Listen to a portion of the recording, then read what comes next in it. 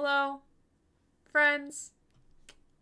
Yeah, Grant, I'm calling you out in chat. Yes, you must. Hello, how are we? Hello, happy Saturday. I mean, Z, that's completely fine. Yeah, I'm just not familiar with James Bond, but I did play the music in high school as part of like a medley that we played. Um, I think with the orchestra actually, which was a lot of fun. But Er, hello, Susie says good morning. Good Susie, it's morning. not morning yet for you. You still got another half hour. And Kara in with the gift, the resub, sorry, not the gift sub, the resub for 4 months. Kara, we appreciate you very, very much. With the Yeah, I've learned a aggressive lot since I shaking met you, rant. Connor. Maybe there's something I to actually, this. whenever I was a kid, Maybe you really read are these alive. stories about James Bond that or Exciting when he times was a ahead. teenager, apparently. Everyone hydrated? They I'm were kind of sorry, like, there was like three different audio things happening at once because like when someone does a sub thing, I press a button on my stream deck that plays an audio thing, and then you were talking, and then Z just redeemed water, which cued another sound thing. So repeat that, please. so you got flashbanged with sound. Yes, I did. I was trying to say that there was. I actually read these books about James Bond, where apparently it took place when he was a teenager, and these like adventures that he went on. Oh, that's cool. Um, yeah, That's they were a cool. bit weird, but I mean, I remembered them somewhat, so I guess they made an impression. You should have heard Sound Oz, but like I heard all of it because it's all in my eardrums. Hi, Therium, welcome, and James and Julie. Hello, we got the whole crew in here. Hello, welcome, Yeah. Hank, Grant, and Lifeweaver. Yes. Hi, Mira, welcome. Good to see so many familiar faces. Live action Legend of Zelda movies coming from Sony Pictures and Nintendo. Yeah, it seems exciting. I hope they do it justice though. Because making a movie out of a video game can be very, very difficult for many reasons. Um, so I hope to see it succeed and do well. Good, glad to hear you're doing good, Therium. Glad to have you here. Hello, nose, the ear is here.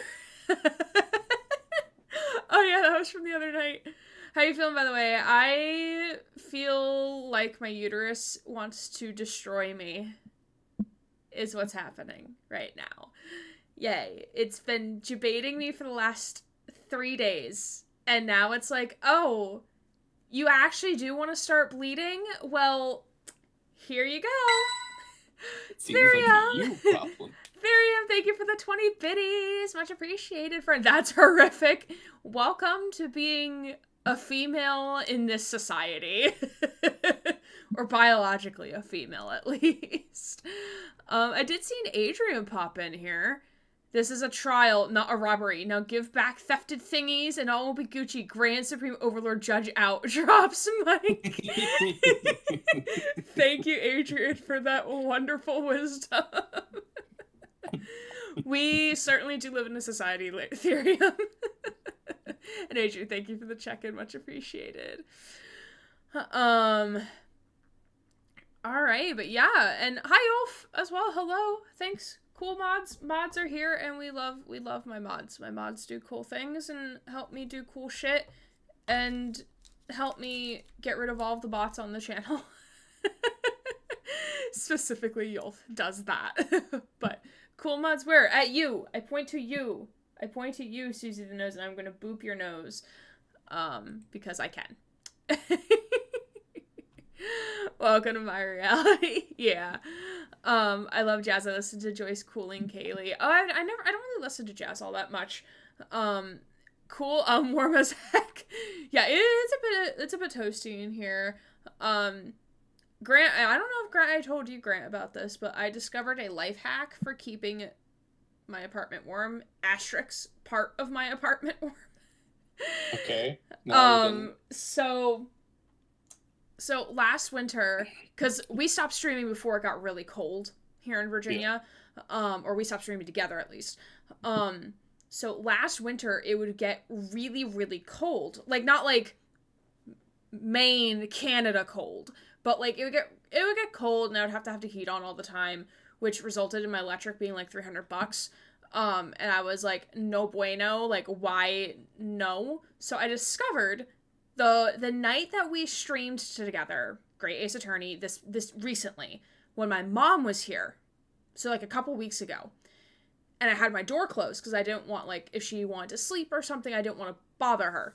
So, and remember how I had to do, like, a quick outfit change because it got really warm?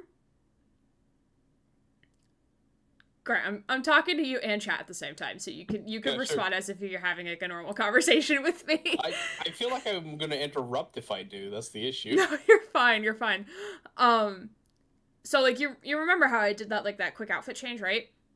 Yes, I do.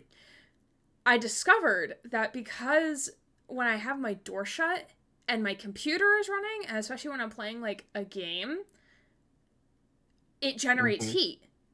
Because the computer gets warm, so it, like, the fans are working harder to push the heat out, right? Yeah. So if I keep the door shut, I can isolate the heat in this room. Yeah. So every other place in my apartment is just slightly colder than my room, and I feel comfortable in the temperature. All right. Well, I'm glad it works. It's a life hack. I got a space heater for that issue.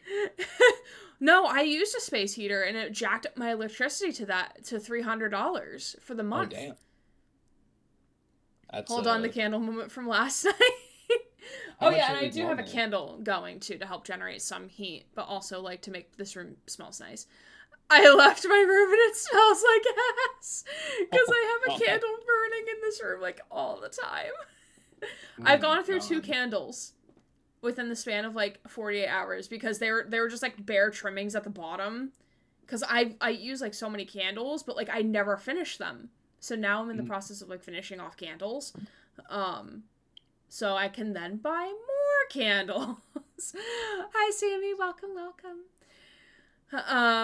You've discovered the medieval technology of a 4-poster bed with heavy tapestries to keep the bed area warm and the rest of the room cold. Thank you, Colk. Thank you for informing me. Yolf, we appreciate you doing the mod things. Which I don't think... I appreciate you, Yolf, even without the mod things. I just appreciate you.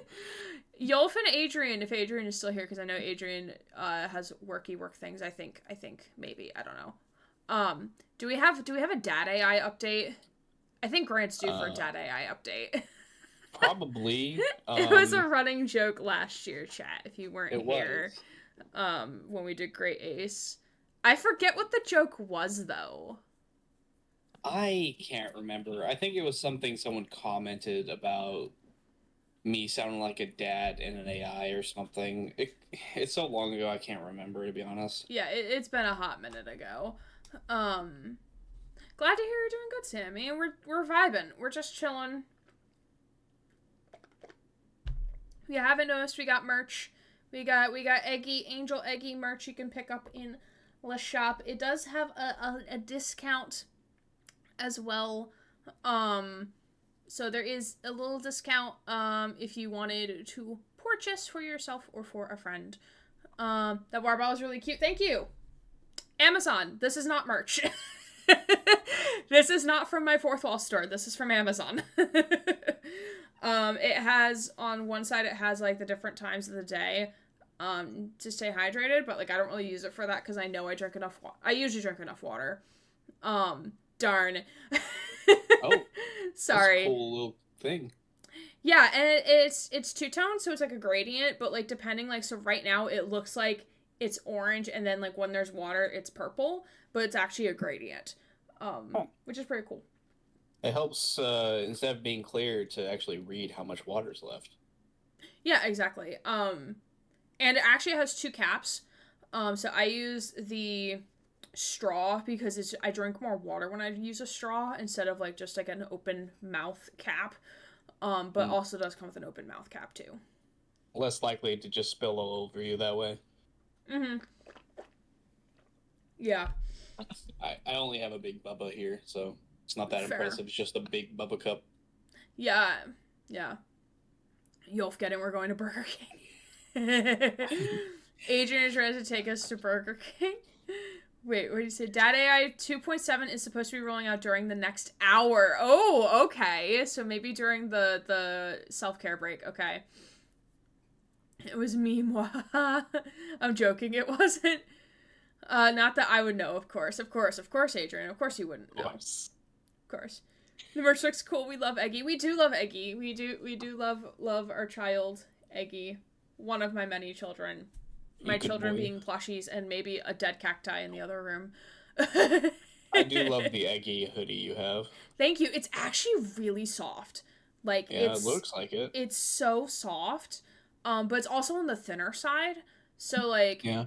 It's not as thick as, like, my Deviant hoodie from Deckart Games, which is nice, because, like, there's sometimes where, like, I want to wear, like, long sleeves, but I don't want to wear, like, a long sleeve shirt, and I don't want to wear something super thick, because I might be moving around a little bit, but, like, want to still wear sleeves, so this is perfect.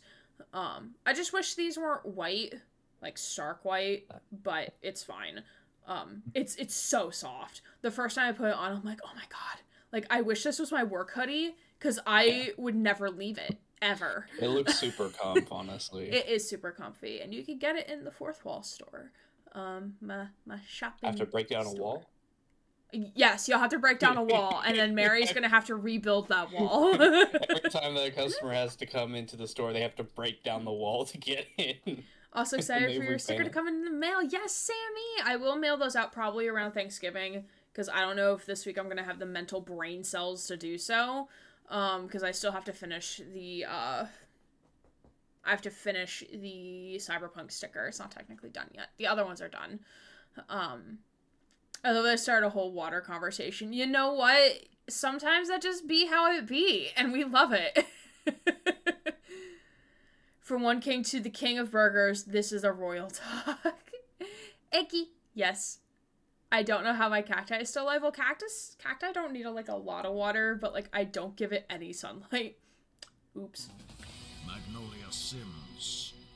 Mags, thanks for the sound routine. Welcome on in. I hope you're doing well. Yes, Eggy was done by Kulk. Eggy was drawn by Kulk. Yes. And actually, like the image you see here was the Gartic phone version of Eggy. Which is pretty fun. So that's where the inspo came from. Can I break it with Alaska? Sorry, go ahead. Can I break it with Alaska? No, I'm just catching up on chat. I was gonna crumpled say paper Eggy. Cool. I mean, considering you did that in Gartic phone in like 30 seconds, though, impressive. Very impressive. The version that made a lot of us lose our minds. Yes, exactly. Oh goodness.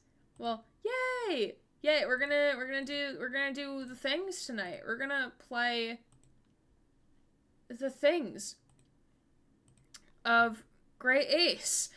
Do I remember what happened last time? Maybe, because it's been 2 weeks, because I called off last week because Overwatch World Cup happened, and I was not expecting to spend 8 hours watching the Overwatch World Cup, but then I did! Yay, hyperfixations! Woo! Alright, we're gonna transition over here. I'm gonna get the game loaded.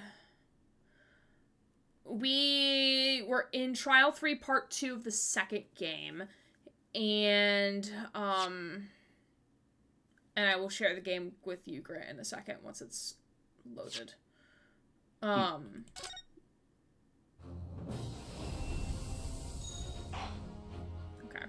Let me go ahead and share the game with you. Because you kind of need to see it. Kind of, just a little bit. Just a smidge. Harder to voice act, otherwise. Just a smidge. Okay. You should be good. Okay, so game recap. So, a lot of shit has happened. So, we are defending our client is a scientist who had this super scientific mumbo-jumbo thing. Where you could basically, like, teleport yourself from one location to another. So, he's standing trial because his machine allegedly committed a murder, which meant he committed a murder, when he's like, I have not committed any murders. So, we basically have to debunk the entire experiment in his machine to prove that he is innocent, and he's like, I thought you were on my side here. What the fuck are you doing? And we're like, you need to trust us because we are a lawyer and you are not. Stay in your lane. This music kind of slaps. I know, right? The music for Great Ace, awesome.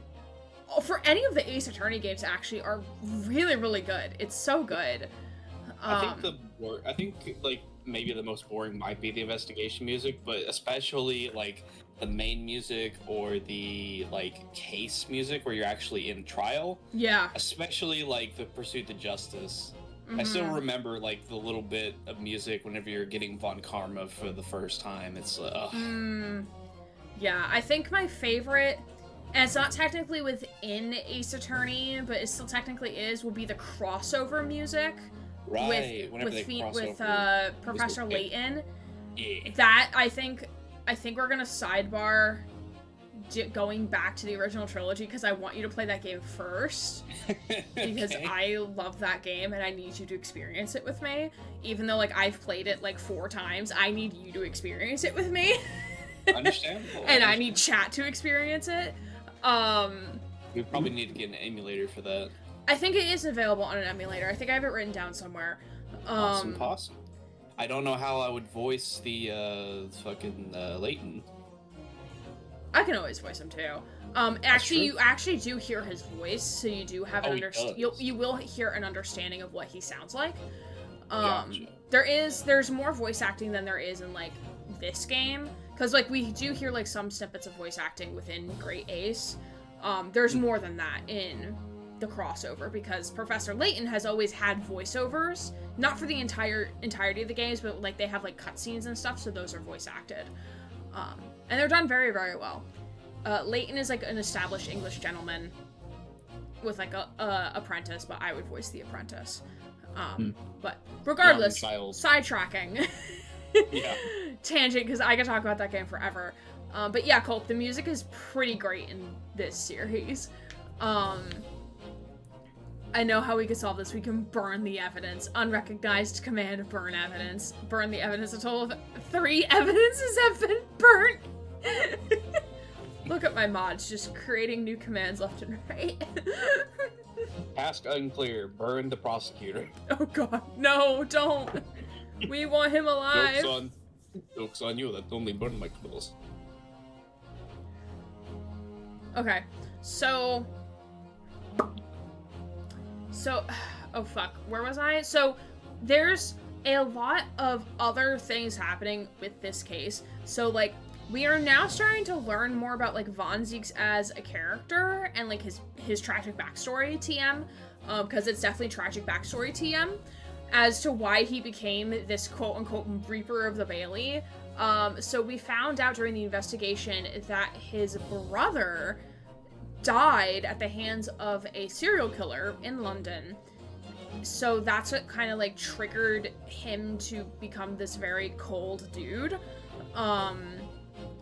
And I have a feeling that Von Zieks, like, because we saw a cutscene before we went into trial, that Von Zieks trusts us as a defense attorney to find his friend, the scientist, our defendant, not guilty. So we think he's like putting up a facade of like, oh yeah, like I'm prosecutor, but like I'm gonna help you and like figure this out. So I'm gonna push some buttons and ask questions because I'm trying to help you. Because this is the first trial that we have not had someone with us. So like normally in the first game we had Sasato, sometimes we had Iris with us. We never had Sholmes with us. Sholmes always came in hanging by a chandelier, passing out because he left the hospital too soon.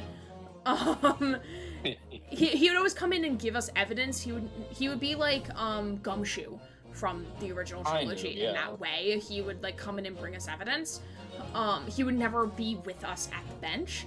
So like in that absence, Von Zieks is kind of like guiding us through in a way, but like in the subtle prosecutor way. I think he trusts us to basically defend his friend as best as we can with the truth. Yeah. He doesn't have to worry about. I also miss Gumshoe Alfador, but yeah. I think he trusts us to defend him without, like, breaking any laws or trying to come up with any, like, bullshit evidence. I mean, we got disbarred because we told the truth about one of our previous witnesses lying on the stand, so if that doesn't show us trust, then I don't know what is. Sorry, I switched my watch to my other hand because, like, this arm is, like, really aggravated for some reason. So, like, I'm gonna be fiddling with this watch, like, all night. It's gonna be weird. I'm not used to wearing my watch on my left hand. But yeah, so our first batch of witnesses was our defendant testifying alongside Mr. Thumb, Gregson. And we basically were debunking, like, how was it possible that he was beamed, blah, blah, blah. And now we have a new set of witnesses that we are actually going to be cross-examining now. That they were all in the air at the same time as the machine went off, so they got an aerial view. And Gina Lestrade, the one who lied in the last game and is now a inspector in training, is one of the witnesses. So I'm sure that's going to cause some trouble, because will the court believe her? Because she's lied on the stand before. Why can't she do that again? So I'm sure that's going to cause a kerfluffle. If y'all have questions at any point, feel free to ask, because we are very in deep. Like, we're in trial 3 of the second game, so, like, we're kind of in deep at this point.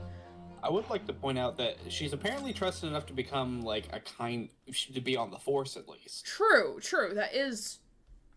So, I think, actually, because of that, I think if anyone questioned her, like, trustworthiness or credentials, I think Vampire Daddy might actually, like, defend her on that. True, yeah. Alright, so these are the 3 fools. Well, Gina's not a fool. Gina's not a fool, but the other 2 are. Gina doesn't take fools. No, she's not. We don't count her as a fool. She's just up here alongside fools. Now I'm thinking of the Von Karma that calls everyone's fools. True. Okay, so we technically already voice acted this part, so I'm just gonna reread it, just in straight voice, so we can have a recollection of, like, what happened, and then we can figure out, like, what we need to press or present on. Alright, view 60 feet up. It was an incident terrible, because I think this guy's French. I'm only grateful that my balloons were not damaged. There's this huge bang from the stage, and then the next second, another bang in the sky besides us. And from amidst the smoke, a cage appeared out of nowhere. The cage fell from the sky like a stone and crashed into the crystal tower. I didn't get a good look inside the cage, but no one went near it after it crashed into the tower. Which, I find that weird. You would think, like, if there's a explosion and things are falling and the dust has cleared, that they would go in and check to make sure that this big investor dude is okay. I think they couldn't get to it until they built that little, like... Oh, you're right. So it took a long time for the police to be able to actually get up there. True, yeah. Okay. And then, I'm not actually going to present, I'm just looking at our evidence. So we have the newspaper, we have the sketch of In the Sky, which shows the 2 balloons, but I believe there's a 3rd, but that's just my opinion. The crossbow, a piece of cloth. Oh, wait. I wonder if this piece of cloth is part of a balloon. It might be. That got burnt from the explosion. Backed with rubber. Yeah, that probably would be. Because they're hot air balloons, so I'm pretty sure they have to withstand some amount of heat. Like, not a full-blown fire of heat, but some amount of heat. Mm-hmm. And then the photograph of the victim, which has a stab wound to the chest, autopsy, screwdriver, and that's it. And, of course, our armband. Obviously, we present the armband. Obviously present the armband.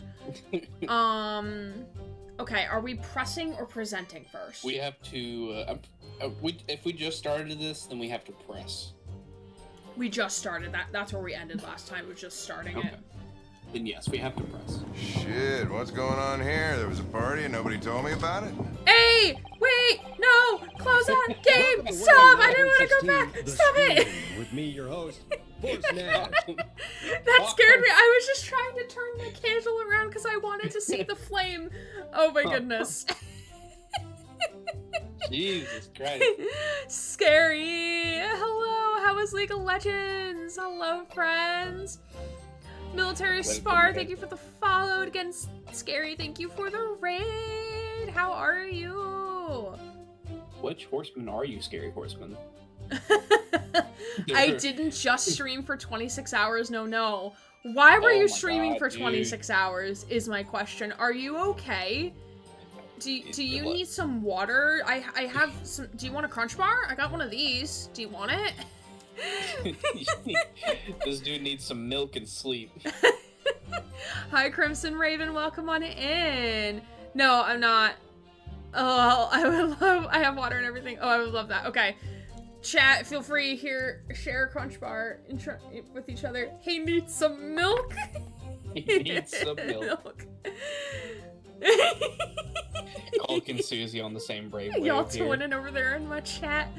Well, hello, Raiders. Welcome on in. If you don't know who I am, my name is Gray, or Aaron Gray. I use they, she pronouns. I'm a queer variety streamer here on Twitch. Tonight we are playing some great Ace Attorney Chronicles with my friend Grant. Times ahead. Everyone Who is right below. Teeny Skies, thank you for the water redeem. Because it did get toasty in here. Very fast. But also was like, yeah, I'll do sub for squats too, right? And we end up doing like 105 hours. Oh my god. Please go lay down. Please go take a nap. Please go Betty Bye time. Tease guys, again, thank you for the water and welcome on in, friend. Hope you're well. If you're coming in on that raid, be sure to do self-care things. So go take care of yourself. That includes you, Scary. I'm watching you. Yeah, please take care of yourself. Go take care of yourself, my friend. Sleep is very important. But yeah, well, thank you for coming in on that raid. You're welcome to stick around. We're gonna make some silly voices and make poor choices as fake defense attorneys. It's gonna be great. I did many stretches and snacks. Okay, good. But sleep is also a thing that you should do. At some point. I do appreciate the raid, though. I'm just being a good sovereign citizen and making sure my friends are okay. I had a power nap. We good. Oh, okay. You slept for a little bit. Okay, that makes me feel better. Because like when people say they're gonna do like 18, 24-hour, 48-hour streams, I'm like, please make sure you actually sleep at some point, please. Because like the psychological damage of not getting sleep after a certain amount of hours of being awake is very distressing to know. I'm almost 30. Those days are gone. Oh no. Yeah, I think I was told when I turned 25 it's only downhill from here. It's all downhill from here. Jeez. Yeah, I think I like walked out of my car funny and then like my ankle hurt me half the day at work on Friday and I was like, why? Why are we doing the things? I may look young, but my body is pain. Felt that. But I appreciate you bringing your community over here. So feel free, Scary's friends, feel free to hang on out. If you're coming in on that raid, feel free to let me know what your favorite part of Scary's stream was and what you were all up to in League of Legends, or what other games Scary might have been playing besides League of Legends. Scary, again, thank you for the lurk and thank you for the raid. Alright, I'm gonna pretend I actually know what I'm doing now. But first I'm actually gonna turn my candle because I want to see the flame. Y'all can't see the candle, but I can. Today's scent is hot chocolate. It was lavender oak, but then that candle ended. It died.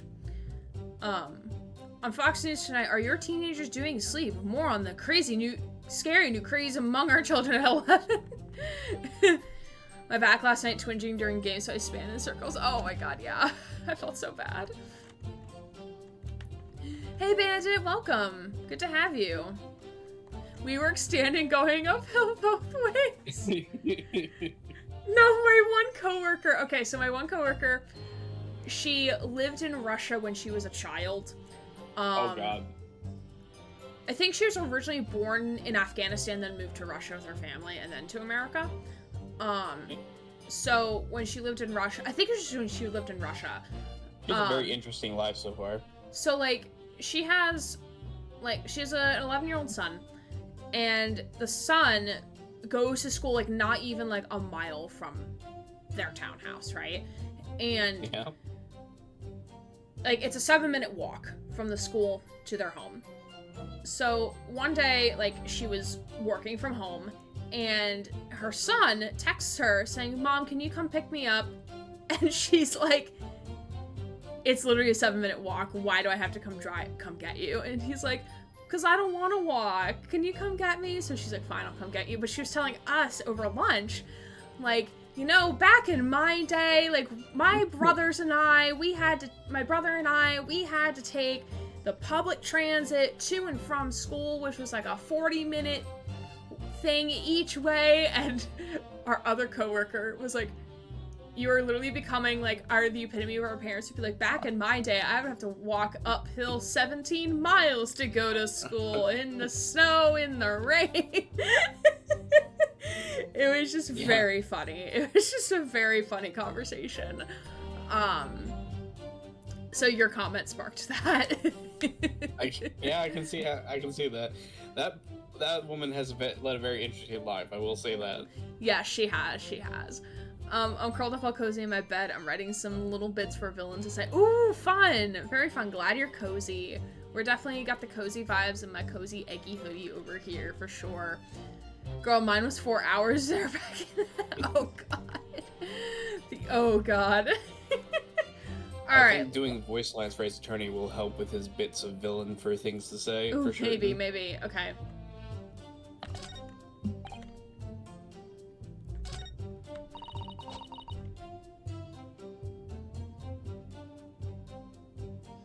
Do we press on the second statement?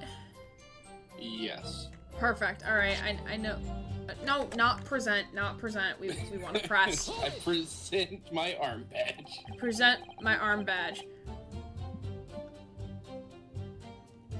So you actually saw the accident happen from up in the air. Yep. Isn't it amazing what detectives gets to do, eh? Didn't you just want to go on the balloon? I don't think you were there because you had to be there. I was totally watching the child and not just wanting to go in the balloon. Yeah, I was playing babysitter. I'm telling you, Odo, being a lawyer is a mug's game. You should join the force and we can go flying together. Okay. You know me so well.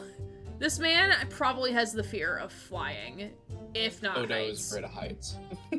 Oh yeah, he is afraid of heights. That's right. Yeah, he's also afraid of superstitions and ghosts as well. That was the thing we found out, wasn't it? That he's oddly afraid of ghosts and wax figures being ghosts. Yes. Objection! I'm a lawyer. Look at my lawyer badge. Honestly, he's so done with these fools. He just wants to do his job. Yes. Well. Anyway, could you tell us exactly what you saw? Do you think?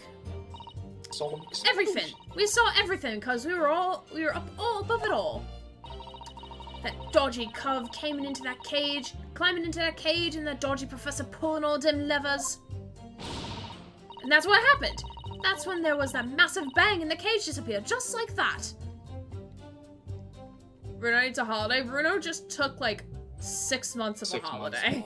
Yeah. I think he doesn't need another holiday. To be fair though, spending 6 months in Sholmes' attic, is that really a holiday? Yeah. Above Iris and her experiments. I only set the house on fire 3 times. I'm gonna point a gun to your head because I can. Bruno, you're gonna help me with experiments. Oh, Lord. You are describing the moment the subject's body was decomposed by the electricity, I believe. I imagine she sounds like Police Girl from Hellsinger Bridge. I wouldn't know what that is. I'm so sorry, but Grant seems to know. Yes, very big titty police girl is her nickname in that abridged series. Actually, that voice actor, I've heard her do quite a few things. But yeah, she's very British. Very British. And yeah, bad things happen to her, unfortunately. Spending But 6 hey, months in the UK is not a holiday. It's a prison sentence. It is a good quality anime. To be fair, it took like 3 years to make like 6 episodes. Oh.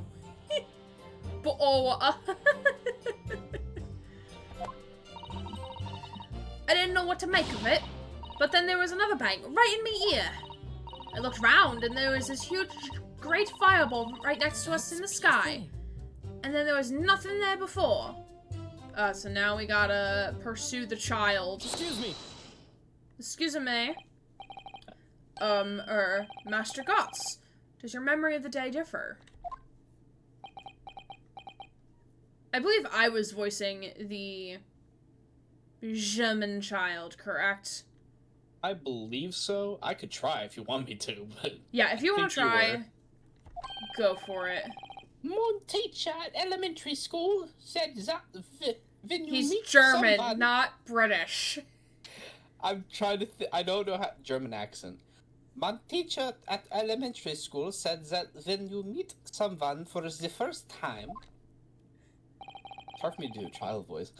you should always use the full name. No. No. No, it's really that bad. No, I'm saying no to what the kid is saying. Okay. Oh, God. But, I mean, does this kid give kid vibes to you? You can use an adult voice for this child, and I would be okay with it.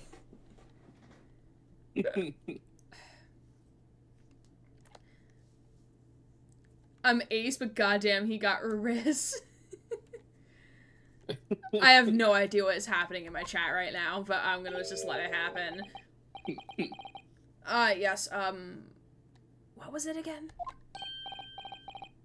Wilhelm Gottsrig, Sigismund Armstein. Dude, you gotta pay me more if you expect me to say that every time you want me to address you. Like, you need to charge, like, at least 20K each time. To be fair, he might have the money to pay you. Hey, better for me, and get Sholmes out of debt, for fuck's sake, so he can stop being a fucking wax figure. He's the rental wax figure. Just the 4 names, then? Point is, do you have something to say? Something to add into response to Detective Gina Lestrade's last remark, perhaps? Oh wait, get it right, Odo. It's Inspector Lestrade.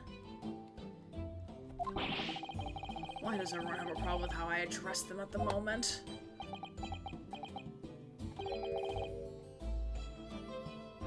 That is not what I saw. Oh? Yeah, there was a second explosion, and it was right beside our balloon. That is true. But I'm sure... Which is what I said, isn't it? 1 minute there was nothing, then there was a massive explosion. My teacher at elementary school said that when someone else is speaking... Oh god. If you are rude enough to interrupt, you will have the most awful imaginable. Sir, do you not know what ADHD is?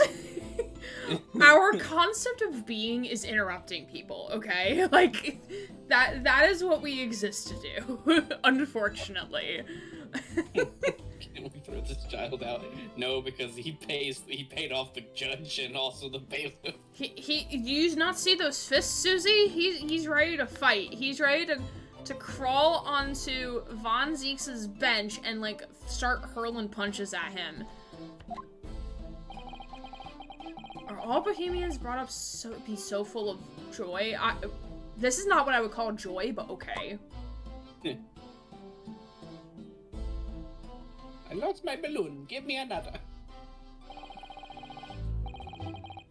I guess he likes blue.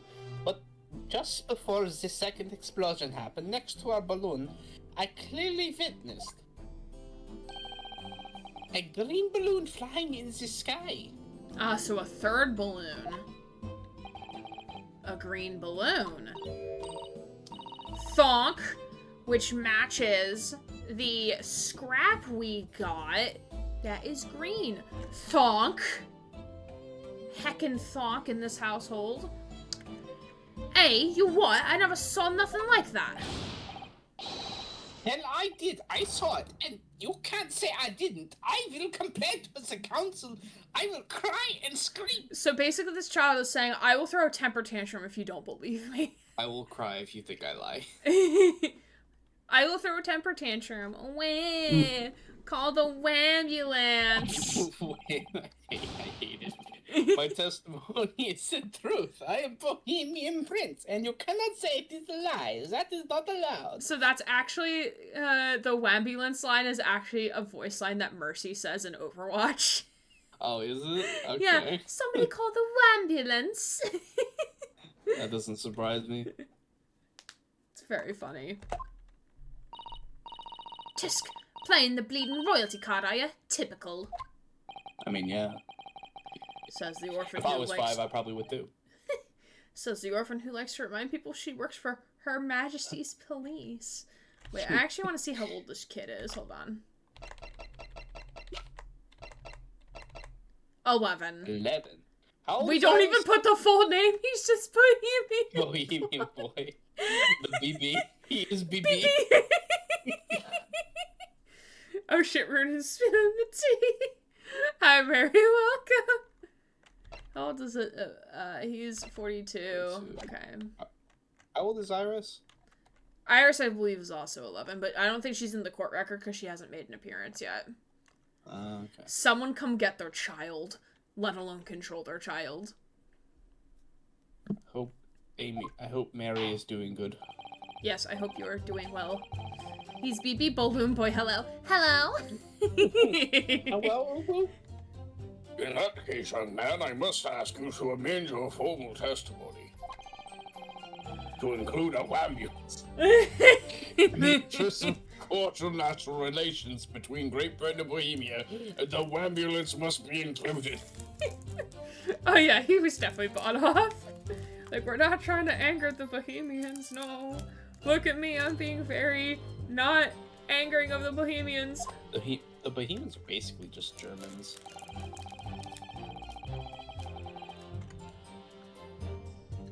He has to pay off those sandwich stacks somehow. Yeah, really. Do you want to read this line real quick? Because this is new. Yeah, 1 second. It was on the sky that exploded. It was a green balloon that was next to ours at the time. I feel like I'm very slowly reading this like a 10-year-old would. I mean, that's fair. Bandit, I've seen that exact same meme, but with like a Geodude instead of a gingerbread man. Geodude. Okay, is this where we present the green scrap? Let me make sure. Presents on statement 1. 1.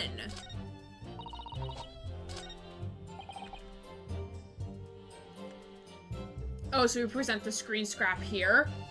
Yeah, the green cloth, yeah. Ah, because it's to prove, like, is this a piece of your balloon, sir? Sir! Sir! Excuse me, sir, is this yours? Objection. Mr. Loon, in your formal testimony, you said that all 3 of the balloons you had operating at the time were undamaged. See, that is correct. If they had been caught in the explosions, it would have been terrible. Wait, is he French or Spanish? Because C is not French. That's Spanish. Sir? I'm confused.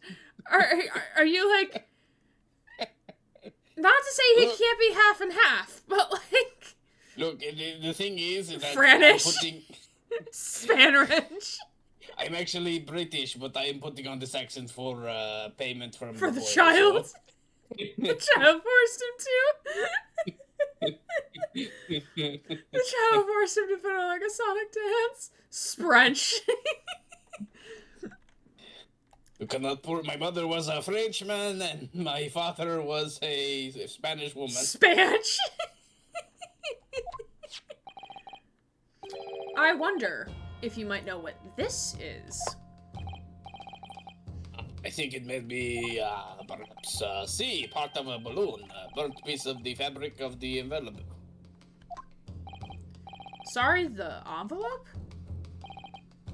But then, that is the large round part of balloon which become filled with hot air, much like your brain.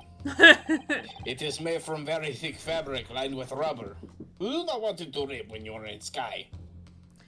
His head must be really hot, by the way. That flame in his hat must have burned a dot in his hair. If he had any hair under that hat, it might have been burned away. You know what? That is very true. The hot air from his head is what lights it. You know, yeah, there we go. That's how we know he's lying. That's how we know. He should always lie. Springe feels like a comic book sound when Batman punches someone. I'm waiting for the comedic timing of when his hat was removed and we see the bald. Well, we can see hair coming out from the side. Yeah, but It like would the top of it, though. Oh, okay. So everything that's under the hat. Yeah. I've just noticed his hat is a hot air balloon. Yeah, the Attorney games are like really good with like their naming mechanisms and costuming. Like Their designs, yeah, pretty good. on par. It's like a Charmander, does he die if the flame goes out? One way to find out. It just means he's brain dead. Just as I thought.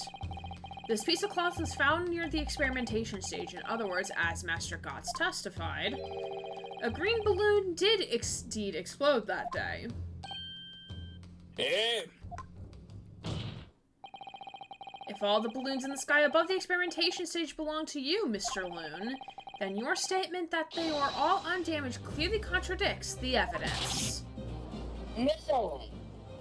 My balloons, they may explode. I don't know who to... I don't know who's saying what. Oh no, I've just been to all bounds of the experience. Oh no. Seems like to me a lot of these crash 50%. Oh.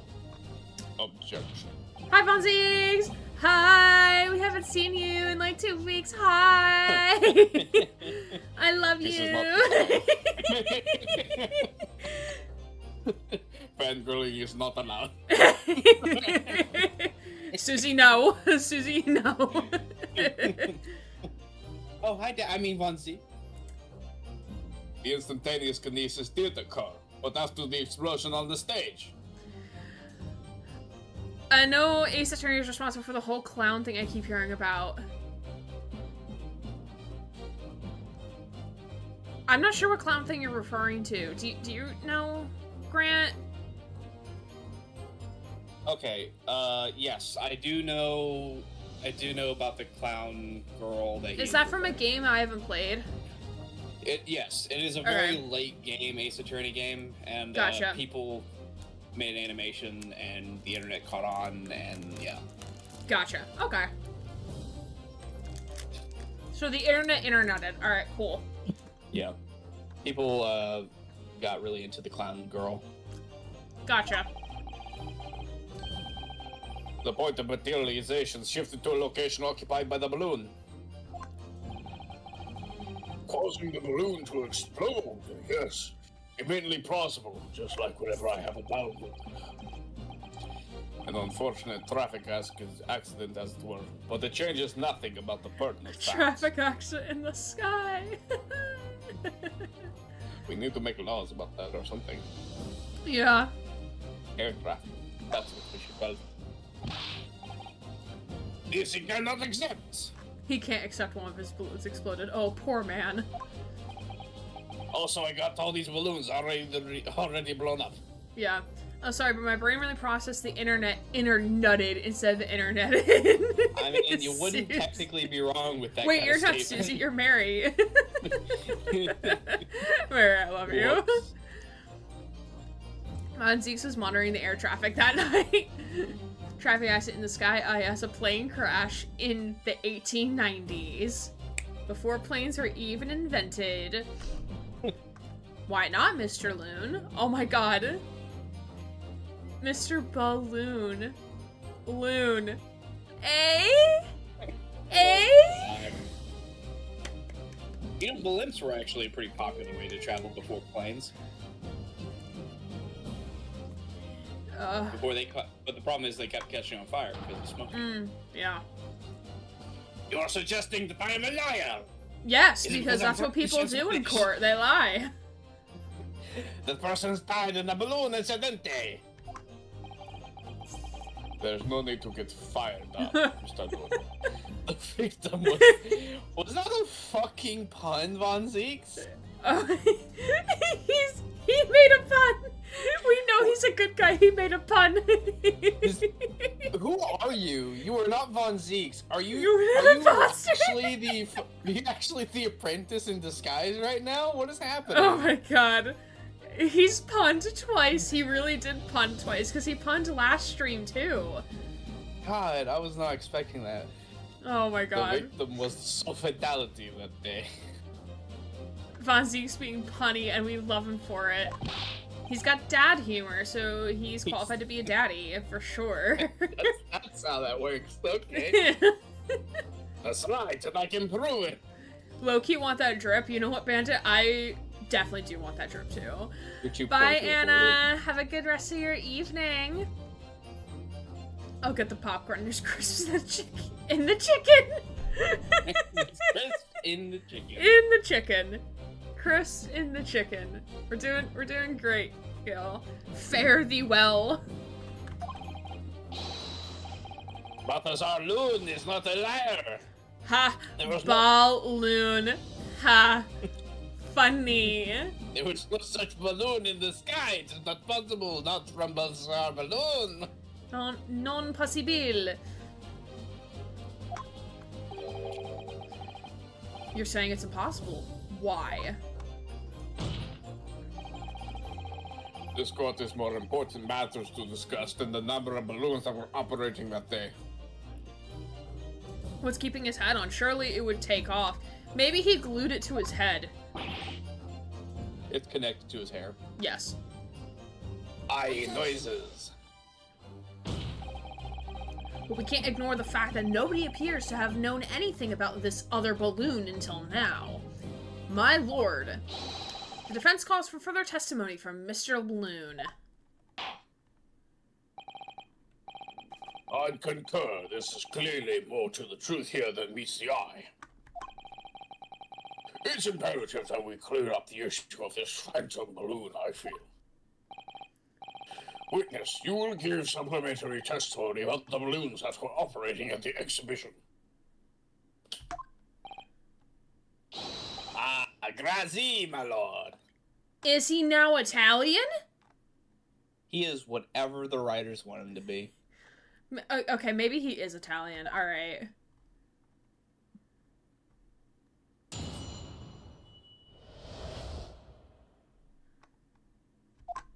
Hi, Ellie. Welcome. As I said, our balloon is not liar. The balloon I had in the sky landed safely. All three of my balloons were carrying passengers. If they fell to the ground in an explosion, it was a catastrophe. But you can't get away from the fact that a burnt-up bit of cloth was found at the scene, can ya? Look opposite the yard, I knew it was probably some debris thrown from the explosion on the stage. Obviously, that was whenever the 4 balloons blew up 2 weeks ago. The stupido ragazzo is mistaken. My balloons have the red and blue zigzag stripes anyway. Good question. Interesting. Okay. So your assertion is that the... Oh, I'm sorry, I'm getting tired. That was just so Italian! I adapt to situations, apparently. This balloon's soul was not one belonging to you. Italian Judge Santa. He's blending in. Brandy redeemed Eggy and Eggy for your troubles. Hi, Brandy. Welcome. Along with Ellie. Hello, Ellie. The Slido feels like a start of a joke. You know what? All these witnesses are usually a joke anyway. Haha. Si, exactamente. If he even saw a balloon in the first place. An Italian, a Brit, and a German were standing in a courtroom. This is the most multicultural I've ever seen a case. True, yeah. This exhibition really, truly does bring people together. Yeah, really.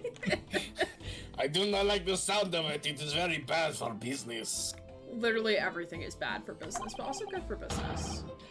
I have a good mind to sue the land of Bohemia. Why? Oh my god, wait, the balloon on his head is getting, like, frazzled, because he's heated up. It's about to take off. Oh my god. It is going places. If you attack, I can voice him. By all means. if you attack us, we will fight back. It will be war, all-out war. Not war, hopefully. Oh god. It's a little Oh, sketch, no. kid. Please don't. And I still give you coin because I want balloon. Zankzy. Loon is his own country. What happened to all-out war? War will take a sidestep to business. Yes. War is a business. In the business, we call that foreshadowing. Mr. Loon certainly doesn't appear to be lying. That doesn't change the fact that the testimony and evidence are contradictory here. If the defense is unable to find fault with the witness' statements, the court must consider them the truth. Bruno can't wait to go back to Japan. Think long and hard on that, my learned friend, and definitely emphasis on the long and hard part. Situation has clearly changed now. I have to get to the bottom of what happened here, no matter what it takes. You say this every time, Bruno. Every time. Counsel, you must now cross-examine the witnesses. Alright, we're gonna take pause here. Alright. To do our 5-minute breaky break. So we shall be back in 5 minutes. Hi, Virture, welcome. Good to see you. How are you all coming on in? Appreciate you being here. Hello, hello. I have an Eggy on my shoulder. Hello, Eggy. And an Eggy on my sweatshirt. So we're gonna take our 5-minute break. So don't forget to do the self-care things. Good night, Bandit. Have a good snooze. Much appreciate you, my friend. So we are gonna take our 5 minutes. So stand up, stretch, move around, go to the bathroom, do what you need to do, and we'll be back in 5 minutes to cross-examine these witnesses, and we'll see what happens from there. So see you all soon. Have fun journaling, Virtue. That sounds fun. And I'll see you all soon. Welcome back. Hello, friends. I have Eggy still on the shoulder. Ta-da! Hope y'all are doing well. All right, we're gonna switch back into here. Let's take a save while we're chilling here. Yeah, let's do that. Doesn't hurt. All right, let's get into cross-examination.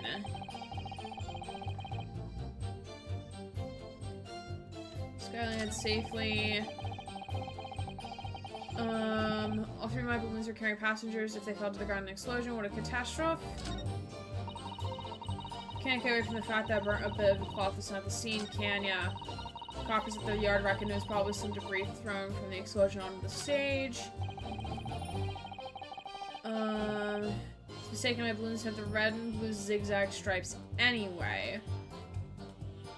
Okay. Press or present first? We're supposed to press a statement.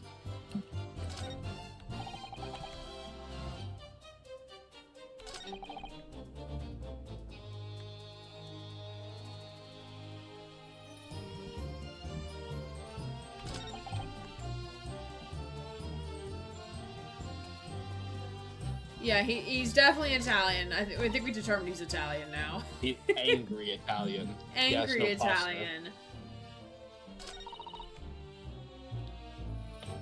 The angry Italians take away your pasta. Do we press statement 4? No. You're close. Statement 5? Yeah. My guess is that we have to ask more about the red and blue zigzags. Yeah. Because maybe the colors have to be inverted or something. I'm pretty sure we saw balloons that weren't just that, too, so who the hell do those belong to? Yeah, exactly. You mean the color is wrong? Si, signor. Signor. It's supposed to be Signor, right? Signor. I'm not sure, I actually. do have green balloons in my warehouse. Wait, can I, like, Google Translate this to see what pops up? Hold on. Maybe? I don't know. I mean, obviously C is yes. Yeah, I'm trying to see if it'll detect C Signor. No, it's Italian. No, okay. Oh. Okay, I think it's Italian. The boy's balloon, he's got in course red, blue zigzags. I think this guy, yeah, I think the kid's got red, blue zigzag balloons, but perhaps the inside material has to be a certain color or of a certain material, maybe? Maybe? Because of, like, to protect it against the heat, you know? And yet a piece of green cloth was found at the scene, and it's unmistakably from a balloon. Well, I do not know how that can be. For the sake of argument, let's say that the green balloon did explode above the stage. You couldn't therefore conclude that it happened on the day in question. Why not? Your mother. There had been recreational balloon flights over the Hyde Park operating from before the Great Exhibition. Didn't he use the word ragazzo? Yeah, he did. Which I'm assuming is like some sort of like... not necessarily like a slur, but like a mean remark towards, It sounds like a pasta. it sounds... means lad in Italian. Ah, okay. Oh, okay. Okay. I thought he was trying to serve me food.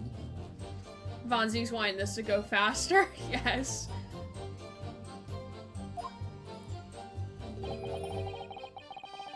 One could have exploded on some earlier date. Unfortunate, as I'm sure you'd agree. Yeah, do we have record of that, though? You believe it may have been from some earlier balloon incident that predates the exhibition?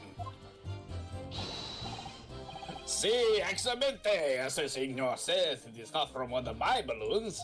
I am completely unculpable for anyone that may have been harmed or killed under these kids circumstances. riled up! Oh no!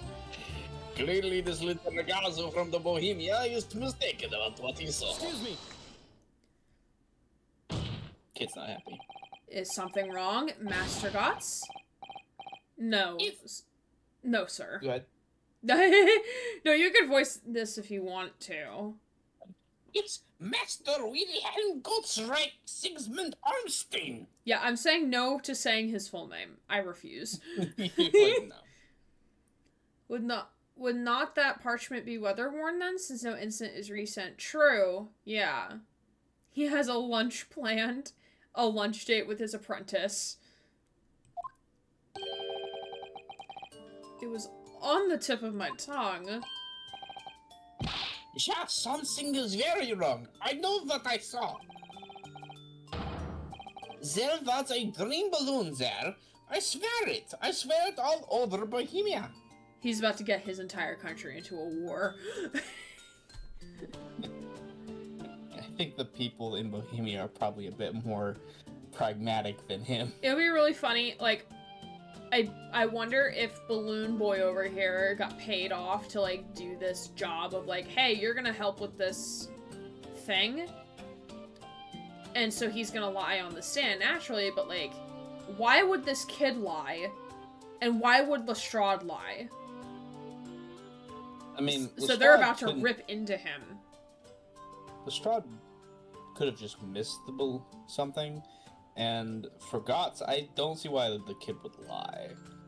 Yeah, especially if the kid, like, was not involved in anything. Because we have seen in prior cases from different games where, like, a kid would lie about something, but, like, it was because they were just afraid. He didn't want to believe the, what he actually saw. Yeah. Yeah. Because it went against everything he, like, believed. Yeah. It wasn't it the samurai case? The Steel Samurai, yes. Steel Samurai case? Yeah. He saw the Steel Samurai lose, and he, couldn't handle that. Yeah, poor thing. Poor kid. You cannot speak as much bad language as you like, but it changes nothing.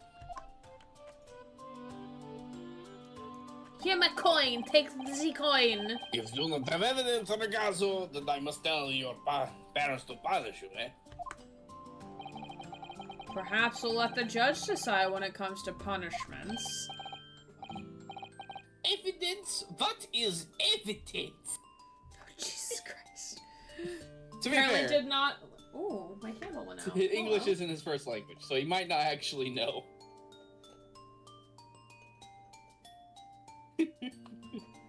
Sorry, my candle went out. It is funny to imagine a Bohemia that can just charge people without evidence, though. Yeah. To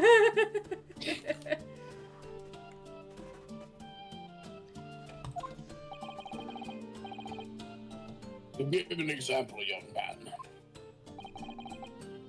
A photograph, for instance, some tangible proof of what you claim. Where his parents... He's on a school trip from Probably in Bohemia, Bohemia. to London to see the World Fair. Yep.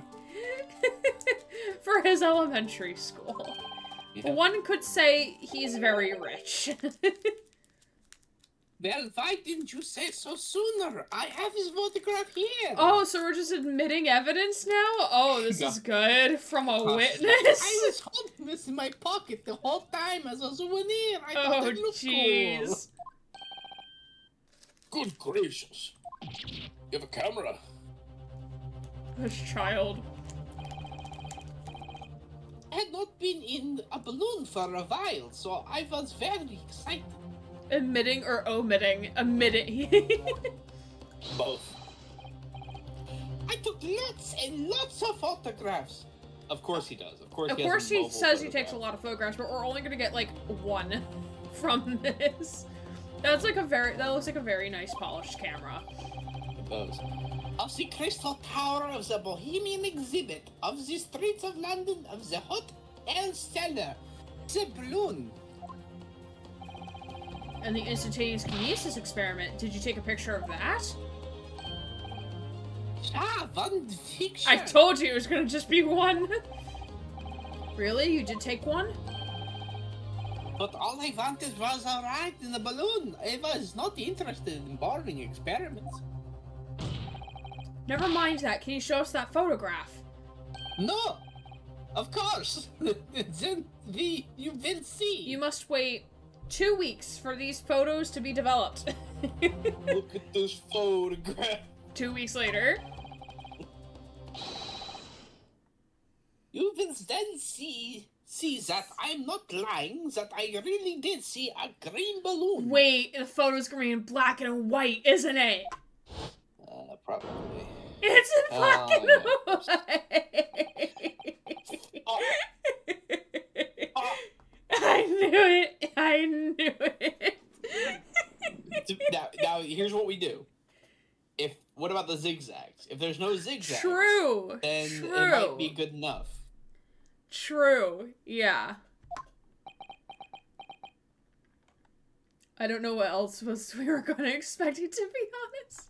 HD GIFs. 4K HD Ultra. Well, the kid may have not realized that these were not going to be in color. What we don't know is the kid is colorblind. Oh no. Oh no. Then I see you're all too shocked to speak. Oh Jesus. Yep. Right. Also, I wonder why he has like the bandage on his head. Did he get hurt? I'm guessing it's because the explosion. Yes, I think shocked is indeed the word, young man. Even Van Ziegs is stunned.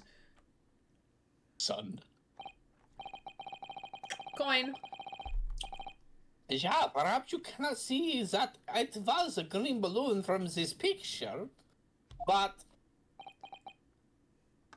that is not my fault. That is the fault of the super person who made the camera. Oh my god, temper tantrum inbound. Oh, God, poor kid. Fucking damn it.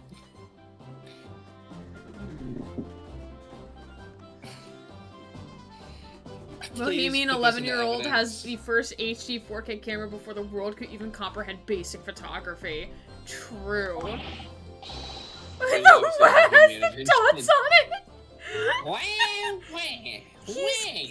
He's crying in German. He's crying in Bohemian. He's crying in Bohemian with a German accent. Look at the baby, he is doing a cry. Somebody call the ambulance. That is cries one very I wish that was Bohemian a gift. sounding cry. How does a cry sound Bohemian though? It has the dots, obviously. Oh, Just Jesus like Christ. audible dots.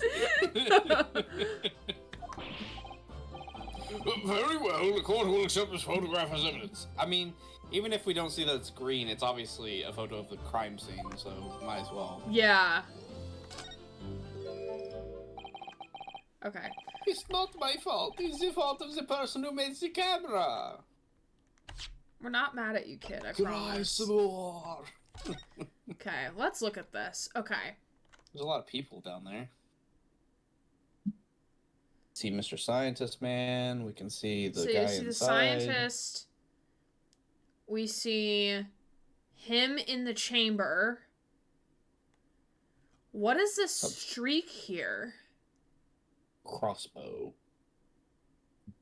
No, because the crossbow would have to come towards him this way, I think, I'm not right? entirely sure. I'm trying to see if maybe there's something in the people, but I don't really see anything of interest other than the kid in the very far distance running towards the tree. Yeah. I'm Um, curious on what this light effect is, though. yeah, something. Like a firework or something? Oh, maybe. It could be that a firework. Maybe a firework. Because if this whole, because like we're Why is the coming air at balloon this, empty? we're coming at this from. We have to prove that the experiment is fake, or like they Yeah. faked it, like a magician's trick, right? We have to believe. We have to. Well, if we show that the experiment itself couldn't have killed him, then it kind of puts a dent in the whole idea that That this- Mr. Scientist Man purposely killed him. Exactly. So, my theory is that the third balloon, the one that exploded, contained the actual, like, person, whatever, that dropped onto Crystal Tower to pretend that he was actually transported. So the balloon was carrying said thing, so they would have needed someone to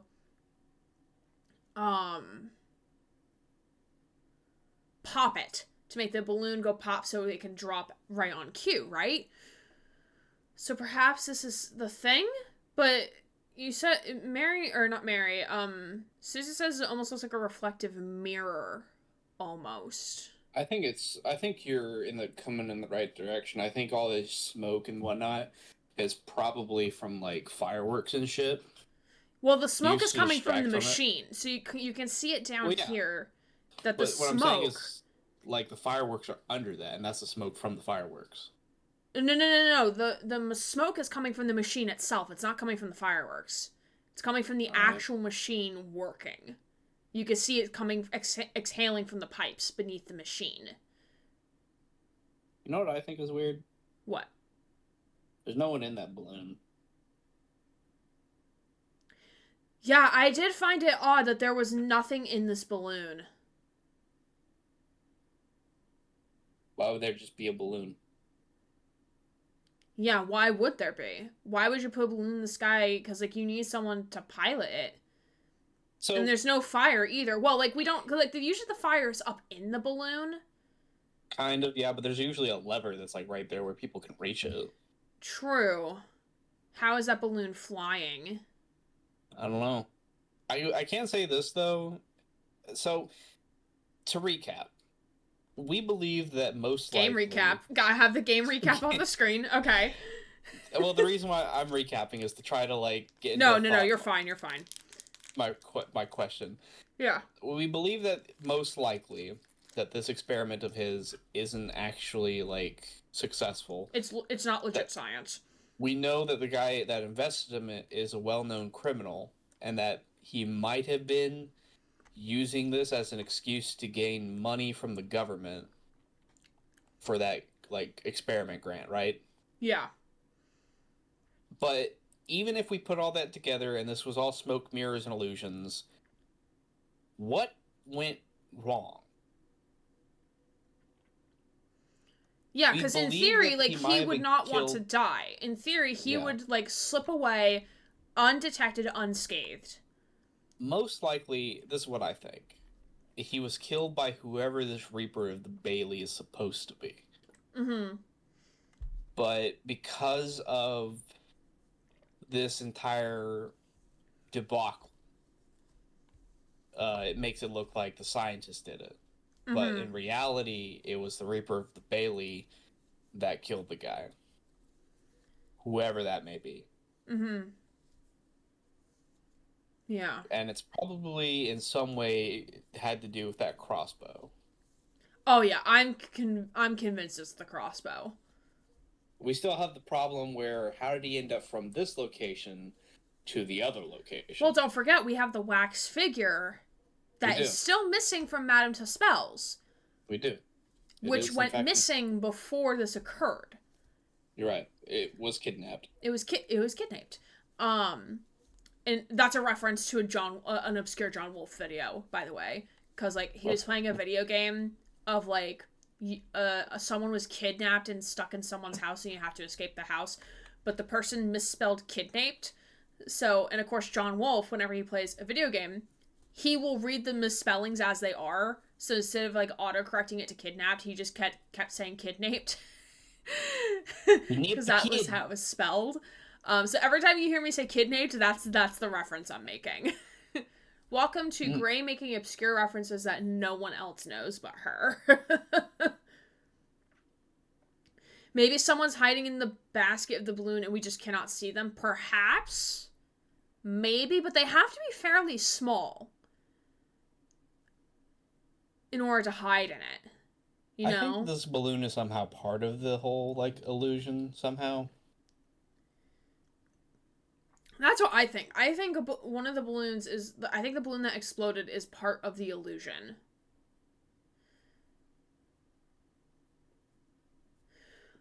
We also have proof that the wound in the body would have bled more if he was murdered by Andrew, the screwdriver. Yeah. Well, because, like, unless if we're, like, suspending disbelief a little bit here. But, because I think I mentioned this the last time, because that's when we actually learned about the screwdriver. When you stab somebody who's still alive, their heart is still pumping, so it's going to be continuously to pump blood. That's why you bleed. That's why you bleed out when you're alive. But when you're dead and you get shot or something, unless if your body is in a way that gravity is doing the work for you, you're not going to bleed out. The blood will just pool in your body and not bleed out. So, like, if you're laying flat on your back and someone comes up and stabs you when you're dead, the blood is just going to pool towards your back of your body and not actually bleed out of your body. But if you were alive and got stabbed in the front, your heart is still pumping, so it's going to be pumping blood out of your body. So unless if they're suspending disbelief a little bit on that and not actually, like, going with the actual science of forensic investigation. I learned this in sophomore year, by the way, of high school. Then I think the crossbow came after as, like, to make sure he's dead kind of thing. As, like, an inheritance card. But, like, I definitely do think, like, he got shot with the crossbow. Obviously, this is a very elaborate unaliving situation. Yes. Obviously. Very elaborate. I think the best thing we can do right now, I don't know if we need to examine this. The guy doesn't say so, but No, because this isn't a thing that you can maneuver around, so you just have the magnifying glass to look at things. we probably need to use this photograph for a statement. I think the best thing we have with this picture isn't the fact that we can't tell if this is a green balloon, but the fact that there's no passengers in that balloon. There's no passengers, and we can't see any stripes either. Because we also don't know the pattern of the balloon. So if it matches the guy's hat, we should see, like, some tip of the pattern, I think, right? Yeah. I must punish the cameraman. The cameraman Going to put doesn't them always the live. war. Well, never mind. I'm sure you have plenty of wonderful sepia memories to take home with you. In any case, when exactly did you take the photograph? Well, it was on the day of the big explosion. Yeah, no shit. But what time? You don't say. I have no clock. When I pressed the shutter release, there was this very loud bang. Oh, interesting. So maybe that's what the light streak is. Maybe the light streak is something going up into the balloon to cause it to explode. Like I mentioned earlier. Maybe. Someone shot the balloon. Yeah, someone shot the balloon. Because I think the balloon was harboring, like, the end result of the magician's trick, pending that everything was supposed to go correctly. Inside the hot air balloon was, in fact, the wax figure. Perhaps. Yeah, I think it's a firework, honestly. Yeah, or like yeah, because like you wouldn't get an explosion by like shooting it with a crossbow. You would get the explosion by shooting it with a firework, which would also it kills two birds with one stone. It shoots down the balloon or whatever. Explain why there would be two. What do you mean? Well, he Oh said yeah, that because there were was two a second explosions, explosion. right? That's what Gotts has said. He said that there was two explosions, and if there was two, one could be the firework, and the second one could be the firework hitting the hot air balloon. No, because I think an explosion also happened on stage. Yeah, that could have been a firework. Well, wasn't it underneath the stage? Like on ground level? Not on the stage. I don't know. And a hot wind rushed over my face. That means this photograph. Look at this photograph. Taken a split second before the explosion occurred. Well, if you ask me, that black and white photograph changes nothing. I cannot give the flying fish. We all know what the developers really wanted to put there. What the fuck is a pig? Fig is a fruit. Is it? Okay. Yeah, it's a fruit. I cannot give the flying fish. Lovely language you've picked up. We all know they wanted to say a flying fuck, but they need that PG rating. As I thought, Mr. Loon's testimony just doesn't quite add up. It adds down. Yeah, it's down. Fig Newtons, I want one so bad now. The young bohemian boy claims to have seen another fourth balloon. A fourth balloon? So there were 4 balloons, and not 3? Okay. But Mr. Loon vehemently denies this possibility, and it's hard to imagine the man in charge could be mistaken about the number that were in the air. Still, this inconsistency must tell us something, I'm sure. There were 5 balloons. No, stop. Stop adding numbers. I think you're making it a bit more complicated there, Mr. Odo. Man's either sweating because he's been had, or that fire is making him sweat bullets. I think both. I'm assuming we now have to press now, right? No, or wait, to present. I meant present. I'm sorry. It's okay. I'm assuming we present the photograph here because he's saying all 3 of my balloons are carrying passengers, but this balloon does not have a passenger in it. That would be it, yeah. Gray has the brain cell, everybody. She is holding on to it and no one else can have it. Unfortunately, the photograph Master Gotts took, cannot tell us the color of the balloon, but it can tell us something else, something crucially important. No, 8 balloons, Julie, no! It's supposed to count down, not up. But Hear me out, 9! It shows that the pictured balloon wasn't carrying any passengers. oh my goodness, you're right. Whoop. But surely all the balloons could have been carrying passengers. There would be no sense in it otherwise. Von Zieks really said, "What?" There are no balloons, just some molecules ballooning. See, there are for pleasure, for seeing the view. My balloons only fly with passengers. What? Von Zieks?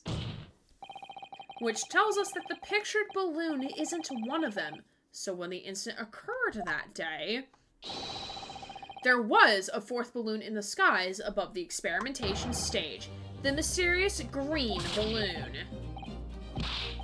I can't even keep track of, like, how many balloons there are now. I know nothing. Neat. How the Niet. fuck do I say this? I think it's Niet. Niet? Okay. Net, I can only tell you one thing. If this balloon was not carrying passengers, then it was not one of mine. Objection! God, Man, this that baby's fucking balloon's going gestating. wild. This is gestating. It's gonna pop and there's gonna be a fucking alien coming out of it.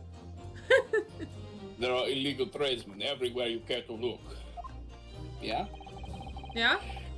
Clearly, there is one such an entrepreneur decided to capitalize on the opportunity presented by the Great Exhibition.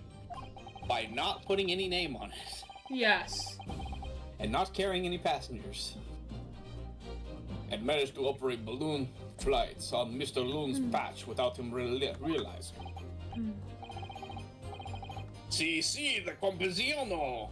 Trying to steal my profits! From who? Who is... There's no one on there. Yeah, why would they do that, though? You I wish paid my to hair get looked onto like him. his. Looked like whose Kara? Like, Mr. Balloon here, or like Von Zieks? Obviously, Mr. Balloon Man's where Obviously, it just, Mr. like, Balloon Man. gestates. Yeah. It's Niente. Ah, okay. Thank you, Mary. Niente. Like Von Zieks. Fair. You know what, Kara? Fair. Hot take. Good hot take right there. How did Loon not even notice that one of his balloons was flying? Because he's kind of a dumbass. He's kind of a little bit of a fool, if you haven't look, it's noticed. a green balloon. Obviously, that is one of mine. I did not notice because of the experimento that went on wrong on the I stage. really thought he was trying to say espresso, and I'm like, sir, you are so far off. From the giant espresso I had in my fucking face. In my thinking face. This 4th balloon exploded at the very same moment Mr. Asman was beamed from the stage below. Right. So them scraps that fell to the ground after and left them scorch marks. They didn't come from the stage at all. It was bits of the balloon running down. But cause no one was in it, it didn't get no attention. A mysterious 4th balloon carrying no passengers silently floating above the experimentation stage. Objection! Objection. This photograph shows us nothing. Shows us nothing more. Would that also be controlled by the fair as well? I think possibly. But, like, we know criminal corruption and a lot of corruption exists, so, like, I'm sure they could have had, like, someone, like, on the inside be like, hey, I need this balloon in the air, and, like, no one's gonna ask questions kind of thing. A stray balloon carrying no one and operated by some rogue traitor. Clearly, it has nothing to do with the case. Its relevance does elude me, I must say. The court has seen sufficient evidence and heard ample testimony already. The prosecution calls for this trial to be concluded. No, sir.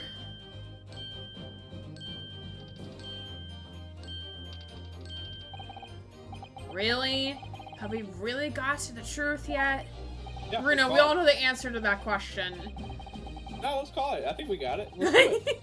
Yeah, man's guilty. He did it. The end. Except if it's the part of the crime scene, it's completely irrelevant. Yeah, exactly. Mary has the brain cell right now. This courtroom does not have the brain cell. I think the fact that there is a rogue balloon in the very close to the crime scene Is sus. should be enough to prove relevance. The fact that no one was operating this and the person that should be, I guess I can kind of see it, but I honestly think that it's all too coincidental. Is it my turn with the brain cell already? Whatever will I do with it? I don't know. Mary, it is your brain cell. Do whatever you want with it.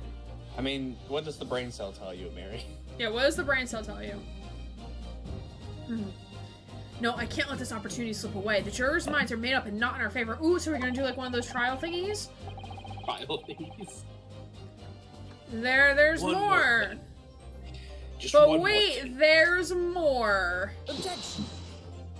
But wait, there's more. Ladies and gentlemen of the jury, wait. Please don't give your decisions yet. The photograph from Master Gods may well be hiding one more vital clue. What's that? Oh yeah, I forgot that was the voice. Oh Wow. god. What is that? God.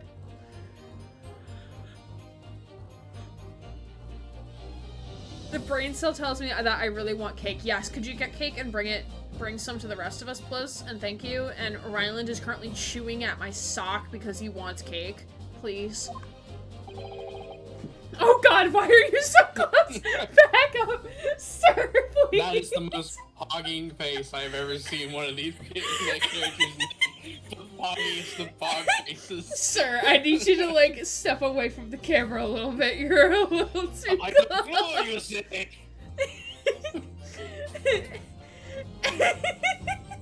A fogging, I say. Mr. Parker. Why does this man look like fucking... Oh god, what's his name? Is it Waluigi? Yeah? One of them. The Tall, one with the thin, purple. guy?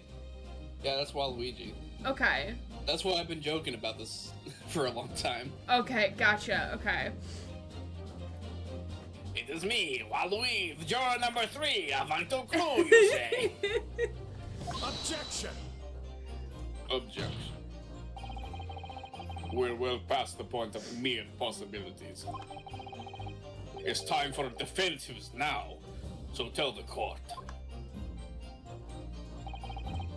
What exactly does this alleged clue in this photograph prove? I believe it's the cause of the explosion. Yeah, that would be it. We can reasonably assume that the pictured balloon was destroyed in the searing heat of the explosion. Sure, that's right, sure. It was not my fault. No one's blaming you that you exploded this balloon, alright?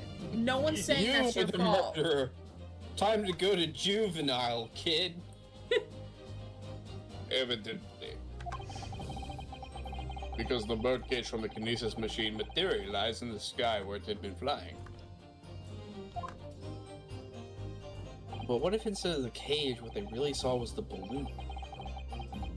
Maybe. What if there was something inside the balloon? True.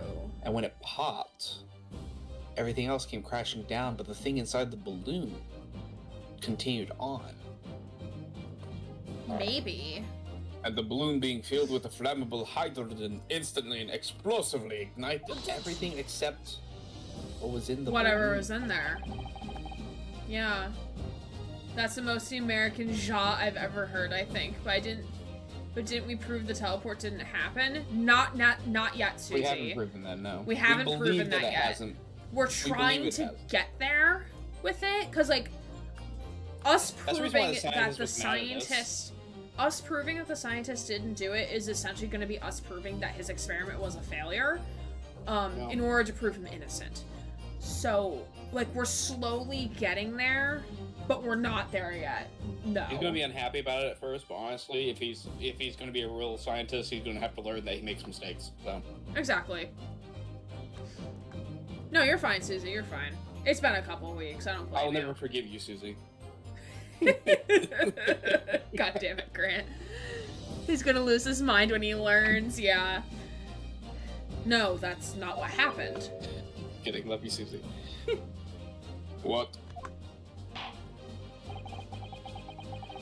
It would appear that the photograph requires closer examination. Counsel for the defense, you will highlight the location of this alleged clue in the photograph for the court. Of course, my lord. If you look closely, it's plain enough to see, and what's shown is linked to another piece of evidence we have, in a way that leads to an unbelievable conclusion. And it's gonna be this, right? The streak mark? Yeah, it's supposed to point out the white line. It doesn't say where, so I just assume at wherever you think is best. Take that! The timing of this photograph can only be described as miraculous.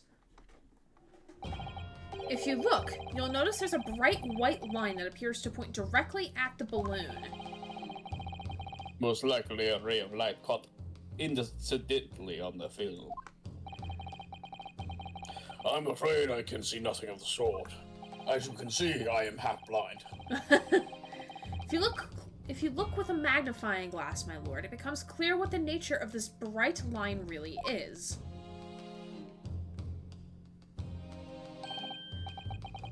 Goodness, what is that? Undeniable some flash of light. Yes, I reckon I had to have a degree for that. Oh, golly, do you think it might be Lightning! Oh, Jesus, girl. No, that ain't lightning, sweetie. How do you live in London for so long without knowing what lightning looks like? Sir needs a new eye test. So does this woman, I think, but I think she needs to go back to school. But it couldn't have been a finer day.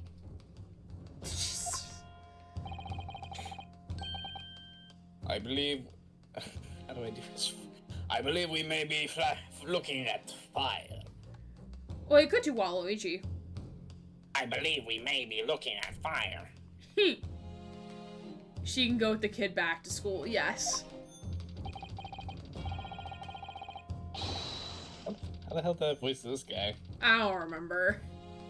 About fire, I'm straight for the balloon like an arrow. I have a doctorate in lightology. Fire! Indeed, even at my aging eyes, it would appear to be a flame of some sort. My word, are you suggesting this flame struck the hydrogen gas that filled the balloon? That should be flammable, damn. Yeah, really. Explosive, even. One would say. Sir, why have you got a gun? Because he's a cop, that's officer. Why. Yeah.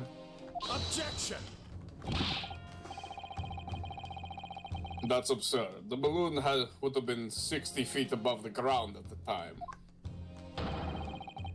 No flame could possibly have reached such a height. Objection!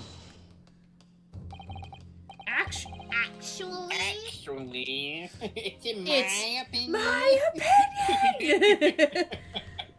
Just read at the end of that. A particular piece of evidence found at the scene reveals how that is exactly what did happen. What evidence? Evidence of Oh, and this is gonna be the crossbow, right? Maybe, yes, probably. If such evidence exists, counsel, then for goodness sake, present it, man. Which evidence explains this mysterious streak of flame that appears to be headed directly for the balloon? Mysterious contraption.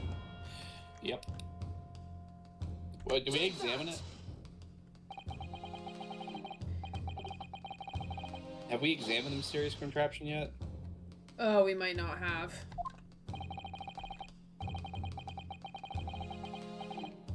I think we have to examine it first. Shit, alright. Sorry. No, you're fine. Oh, we already have.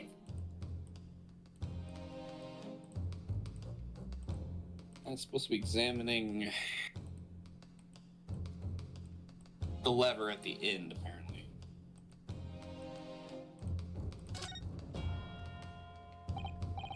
Ah, there's some sort of lever here. I said to myself. Oh! Oh, okay. shit! Okay! Alrighty then. Hey, it really comes compact now, don't they? Jesus, yeah. That's pretty cool. Part of me wants to edit Von Zeke's face over the girl yelling at the cat eating the salad and that being Runo. Oh, well, what's this? It looks like a cross between a bow and a gun. Oh, like a crossbow? A cross gun. A bow gun. I think it's probably used for the same thing, too. Crossbow. Something we figured out way beforehand, but you know, it's whatever. Yeah, that's fine.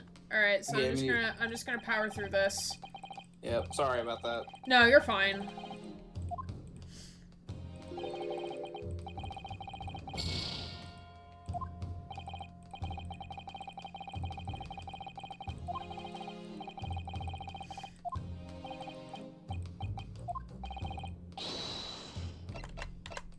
For real this time. It's the crossbow. This was found hidden at the foot of the same ornamental tree near the scene. Good lord, is that a crossbow? Well, apparently you didn't think it was anything before, sir. An arrow dipped in oil and set alight could have been shot from this weapon, sending a flaming arrow straight into the hydrogen-filled balloon. Are you suggesting that the crossbow was used too deliberately? Blimey, you're right. That streak of light in the photo looks like just like an arrow, doesn't it? Then the explosion of the balloon, it was... Very likely the result of a flaming arrow from this crossbow igniting the hydrogen gas inside. No! Shot through the heart. Order, order. Council, this is extraordinary supposition.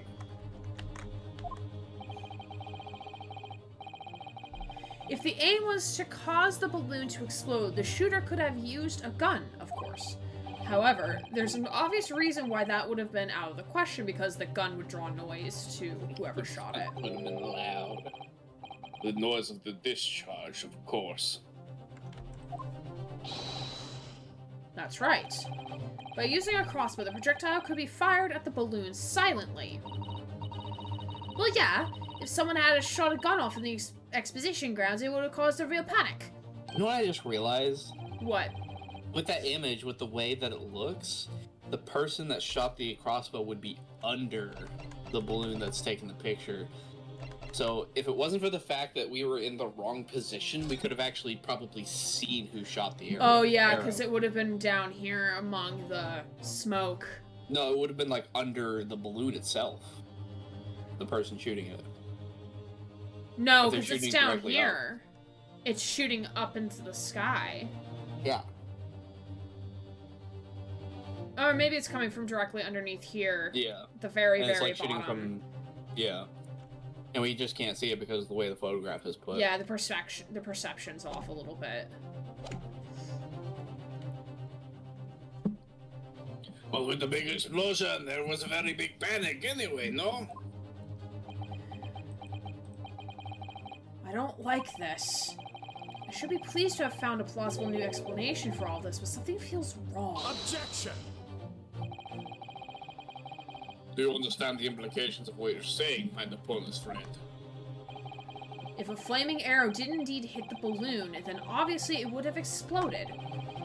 And if the birdcage appeared from the cloud of smoke that ensued... What? Wait a minute! What are you really saying here? I don't get it. Was the birdcage beamed up into the sky after all? Or what? My goodness. They used the smoke to disguise them shooting the balloon, perhaps. Perhaps. I would imagine so. Or maybe, like, they didn't think of, like, people would be taking photographs from the sky, so it just happened to be clever cover.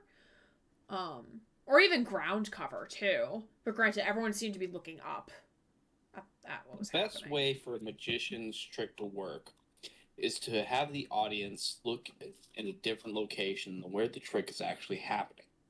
Yeah, so if you have everyone looking at the stage instead of behind them or above where the balloon is, then they can't see how the explosion happens. And once the moment they do, they'll be looking away from the stage and thus miss the trick. Mm-hmm. Oh, now I understand. That's what that sinking feeling is about. I think there's a good chance that the birdcage was actually concealed inside the balloon all along. Hi, Jesse. Welcome on in. How are you doing, my friend? Happy to have you. What? Did I just hear that correctly, Council? There's no going back now. The horse has bolted. Nowadays, the advancement in camera and recording technology, they've already found who shot the crossbow. Yeah, really? Yeah.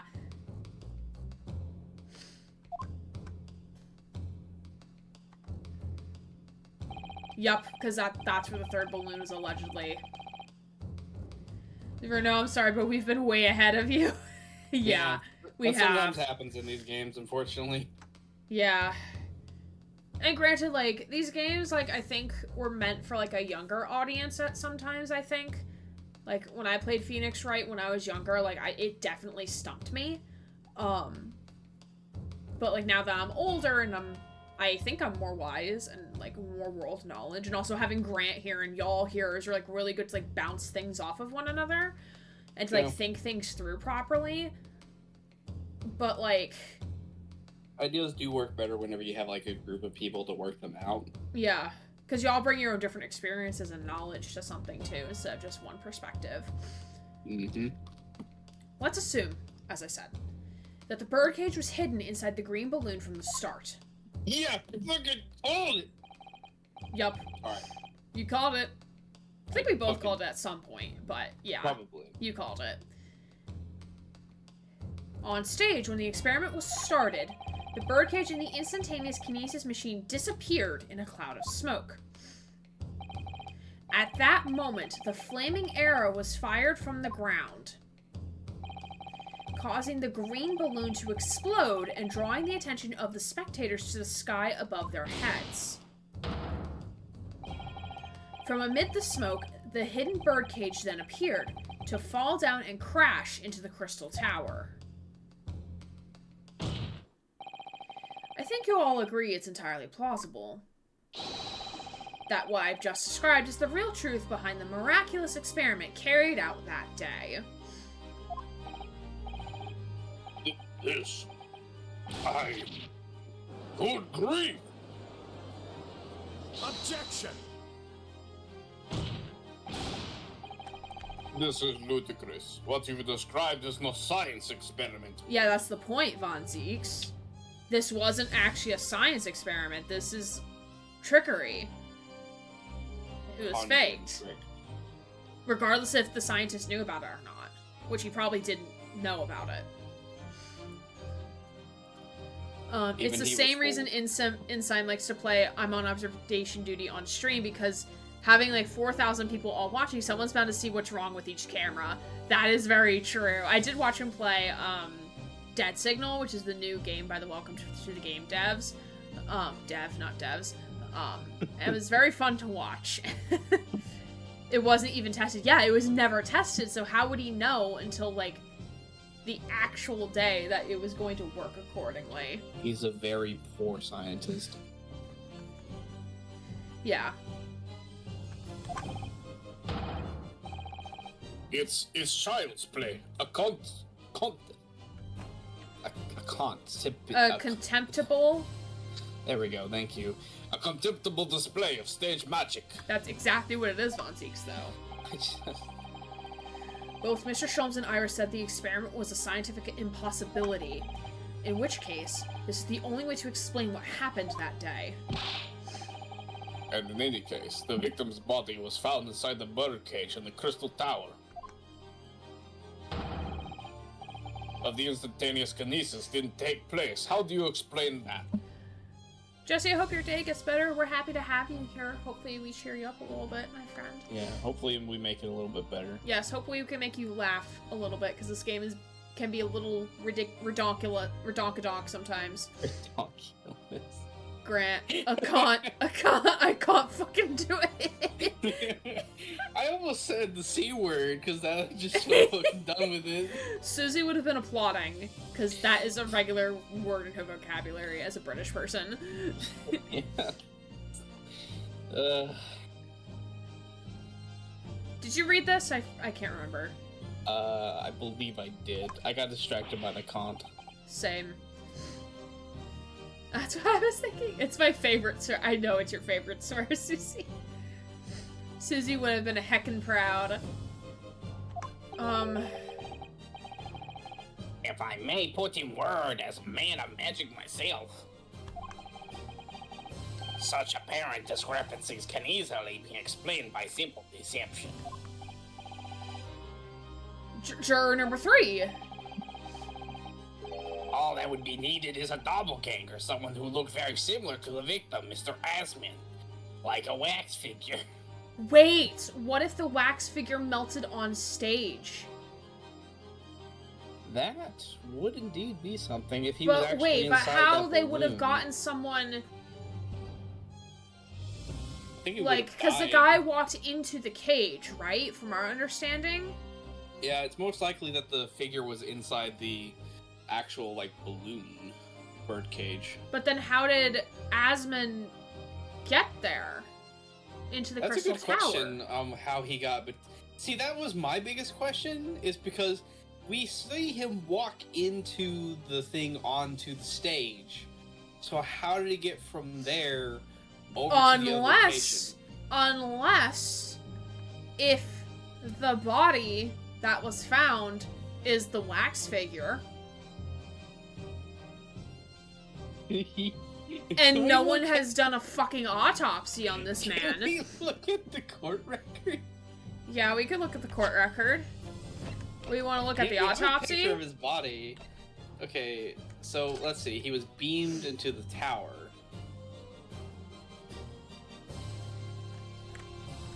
The I don't photograph, know. he been beamed to Crystal Tower, shows an apparent stab him in the chest. That would explain why he wouldn't have bled out, though. It's a good question. Also, like, who lays like this with a broken neck? I don't know. Who lays like this with a broken neck? I'm at a loss at the moment. I think we don't have enough info, but somewhere between him getting into that thing and him ending up there, one of those two is a wax figure. And I think it's this one. It's possible. Because this Did one he- is are you saying allegedly he faked dead. his death? Oh, maybe he faked his death so he can get out of the country, because maybe he wanted to escape the Reaper. Maybe. Ooh. Or you could trick the Ooh. Reaper into thinking he's actually dead. Ooh, yeah. So the Reaper of the Bailey won't come after him, because he would be dead. He's already dead. Ooh. And at the same time, he's going to get money because he's going to return the wax figure to the bitch. Gotcha. Where would the red have come from unless the wax is red or someone painted... They may have planted fake blood because they would have had to change the outfit, most likely. They could have planted it before he even fell down. Exactly. So, like, it could have already been there because they knew it was going to crash into the Crystal Tower. How A the blood hell packet can under the clothes. Perhaps. My biggest question is, do we know for certain that they've checked to see if this is not just a wax figure? Have we not seen how they investigate cases? They're kind of, like, slightly incompetent. A little bit. Well, we saw them go onto the area where we couldn't investigate because of some forensic team. Yeah, so who knows of, like, what that forensics team actually allowed anyone to do. Exactly. I'm just conspiracy. imagining the coroner, like, maneuvering the head very slightly to figure out if the neck was broken, and then, like, it's because it's a wax figure, like, it just moved, like, it just jiggled around, and they're like, oh yeah, it's broken. You know what we need to do? We need to take a look in that tower. Yeah, we do need to take a look in that tower. We're at the top of the half hour, so I'm actually going to suggest we take our 5-minute breaky here. So I'm going to go ahead and shut the music off, so that's not in my ears the entire 5-minute break. The head came off, or the head came off. That was my second thought, was that the head came off, and the coroner was like, okay, so broken neck. Because who knows, maybe the coroner is also, like, bought off. Who the fuck knows? They're all corrupt. That's my opinion. The judge is not corrupt. I don't. The judge is not corrupt, yes. The judge has sandwiches. He doesn't need anything else in life. Yes, exactly. But, yeah, we are going to take our 5-minute breaky here. So don't forget to do your self-care things. We'll be back in 5 minutes to finish flushing out, us telling the court that, yeah, this was definitely fake. And then we shall go from there. So we will see you all in 5 minutes. Welcome back, friends. Hello. We are ready to continue this trial. I have a sandwich. What type of sandwich do you have? It's got some mayo, got some okay. cheese, and it's got some turkey meat. Ooh, okay.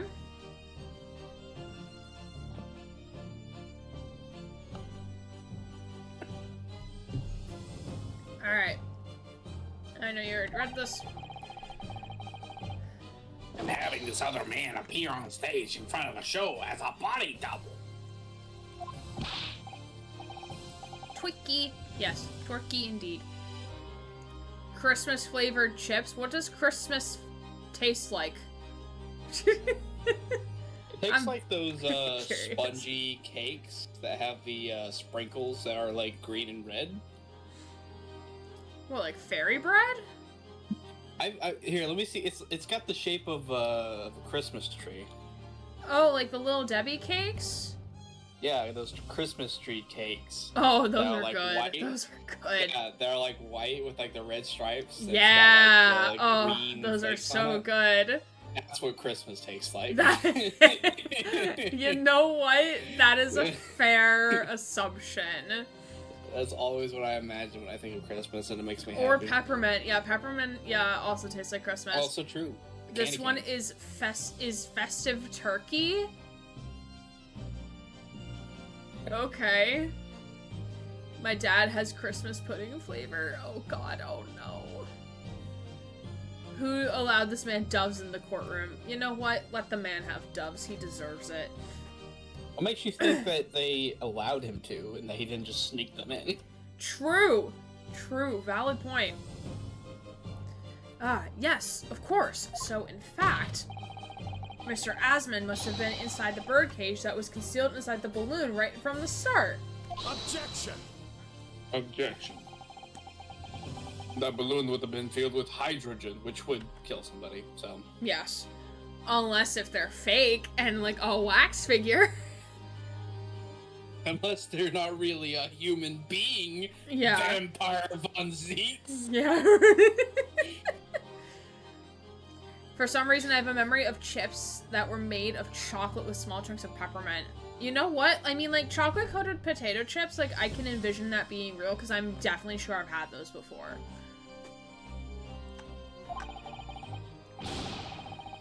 anything hidden inside would have been scattered to the four winds when they exploded. No one would ever have embarked on such a risky venture. Candied yams are the taste of the holidays. Ooh. Yeah, sweet potatoes? Ooh. Candied sweet potatoes? Yes. Or yams, depending on what you prefer. Not necessarily. The explosion force of the balloon gas could have been very dependent on the mixture ratio. God. There was a pigs in a blanket flavor too, but Dad couldn't find them. Oh, that just doesn't sound appealing to me personally. Juror number 4. flying balloons rarely fill with pure hydrogen, but a mixture of other gases is helium as well. That is true. It could actually... Helium on its own doesn't explode, but by controlling the gas mixture ratio, the explosive force can be altered. Yeah, that is true. Some good chemistry there. Von Zeke stares intently at juror number 4.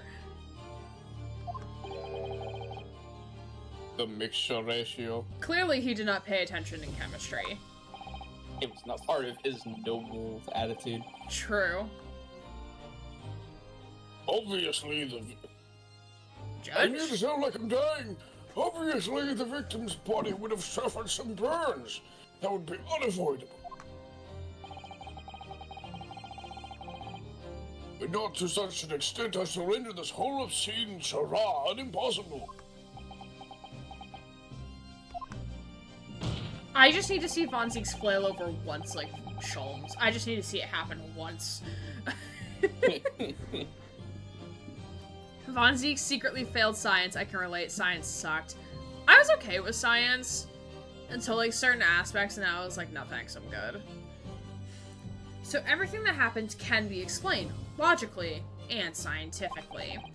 The explosion that engulfed the stage at the start of the experiment was no accident. It was all part of an elaborate deception to make it appear that instantaneous kinesis had occurred.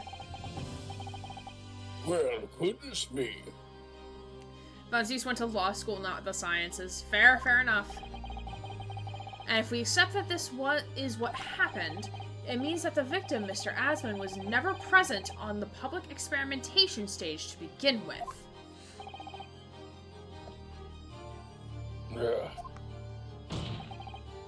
In short, he couldn't have been killed by the defendant, who was on stage in full view the entire time. I was set up to fail science until they out me in the dumb group, and all we did was write coursework instead of exams off. Don't you just love whenever they put you in a group in science class and, like, no one wants to do the job? Yeah. This would be very hard for the prosecution to counter. Lord Von Zeke can't credibly maintain that Professor Harebrayne is a suspect now. Oh god, is it the scientist? Oh no. Mr. Please Harebrayne, no. Please no. No. Oh, fucking damn it. No. No. Mr. Naruhodo, I appreciate your efforts. Thank you. No, But you you're not don't. If convinced. you did, you would shut the fucketh up it. I no longer consider you part of my defense. Oh god. Yeah. Okay, take me off the case. That's fine. I'll put in a word with Strongheart there. Professor. But you can stop now. Just keep your mouth shut, please. Oh god, is he gonna say like, okay, but this is actually what happened, but not actually what happened? Sorry? What's all this about, Mr. Harebrayne?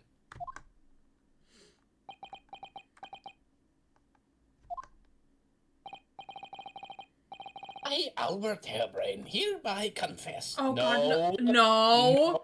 No. You do not.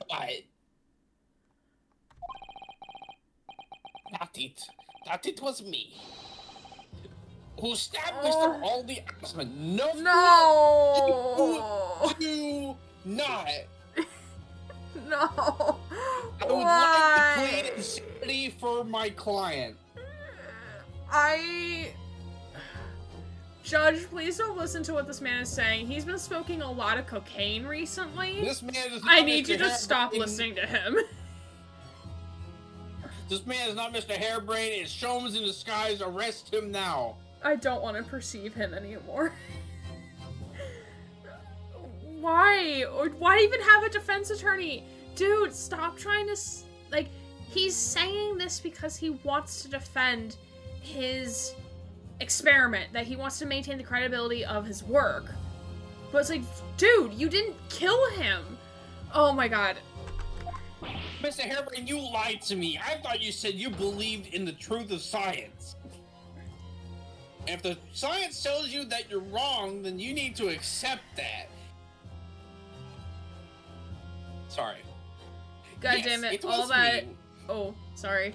No, God damn it, my all that moment. work we put in out the goddamn window. Exactly. Like, we literally, like, if he just wanted to claim that if he knew, had an inkling that, like, oh shit, like, they're gonna disprove my experiment in order to get me out, not go to jail, then I'm just gonna be the person anyway. Like, dude, why? Von Zieslo's over here probably rolling in his own grave that he's not even in yet. Because he's like, dude, why? Why are you doing this, dude? And Runo just leaves for the nearest ship to Japan. Fuck this shit, I'm out. I just can't with this guy. What are you doing?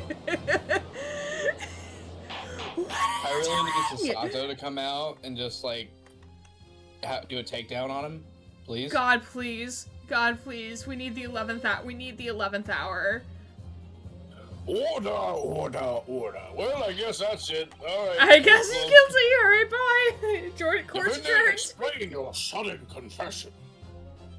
Why didn't you do this When 3 the hours judge ago? asks more questions. Like, even Von Ziek said Runo's the best bet he had, believed he was innocent, and then he goes and does this shit. And it's not like Von Ziek can, like, say, like, on the stand, like, bro, what are you doing? Like, we know you're innocent. Like, what the fuck are you doing? Because he's the prosecutor. That's not his job. But, like, I bet you Von Ziek says, like, what the fuck is this man doing? Objection. Professor Harebrayne, what are you talking about? Jesse, what the fuck are you talking about? It's what I said all along. I must protect my hypothesis and Oh, my fuck precious your machine. hypothesis. I'm gonna will- rip up your paper and your machine and everything associated with your stupid fucking hypothesis. I'm going to revoke your science degree so you can never practice science ever fucking again, and I'm going to banish you to Siberia because, oh my fucking god, get this shit out of your head. Mr. Harebrayne, you're going to be going to jail, and I'm going to be disproving your machine, and your machine's going to be taken away. And so is your degree. You no longer have a degree. You are no longer employed, my sir. You are going to proceed? Oh my god. If he had another bottle of wine, it would have been needed. Yes, exactly. Oh my god. Why did you waste all these people's time if you're just going to confess? I think what happened was that he had faith in Rinosuke not to completely disprove his scientific experiment, and we did that. And now he's like, well, I need to protect my own integrity as a scientist, so I'm going to confess even if I didn't do it. So now we are protecting his going to now have hypothesis. to prove it wasn't him. Like, he could not have physically stabbed him on the stage. You have So, to disprove his confession. and disprove his confession. To make him shut the fuck up. Sometimes a hypothesis can be wrong. It's where you go back and think of another one. Exactly, that's the whole point of the scientific method. But this stupid harebrained looking ass can't get that into his thick hair over here. I would like to amend what Susie said. He is an actual, like, big prick. Yes. You stand there and claim it was all a trick, an elaborate prank, but where's your proof? The arrow shooting the balloon. No, you would have to examine the machine if you want to prove it, but then it would be all over. Yeah, Did but you do examine you the want to machine, give us Harebrayne? permission to examine your machine? Because we're not allowed to, dude. My beautiful hypothesis would be laid bare. I'm in the dignity of it.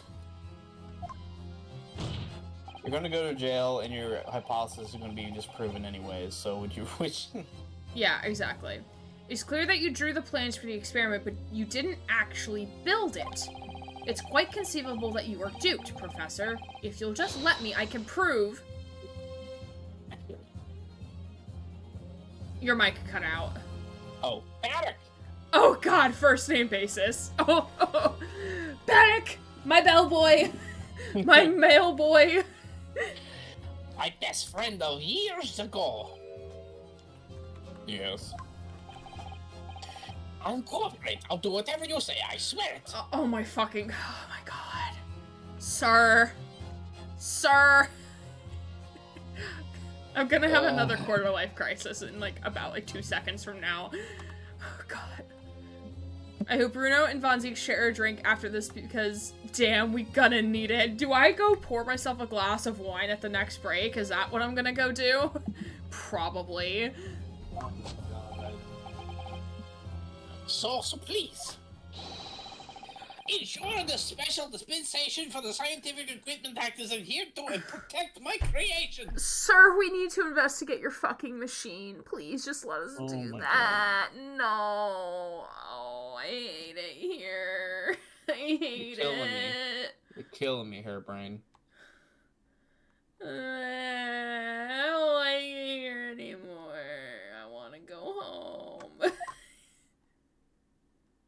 And the entire courtroom fell into silence.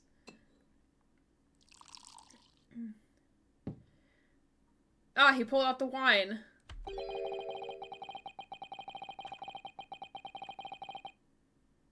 Pray forgive the discourtesy of filling my hollow chalice of this critical juncture. Yeah, you always find the most appropriate times to drink some wine. I don't blame you. I would need some wine after that too, actually. Oh my god. Alright, so Ellie Redeemed, stop and explain. Why is Harebrayne lecturing you with his cotton ball looking haircut? You know what, that's actually like a pretty good descriptor for his hair. So, okay, so mini game recap. So, Harebrayne over here is our client. So, he is the person we're trying to defend and prove that his scientific machine... Huh? I was gonna say, I fucking hope not soon.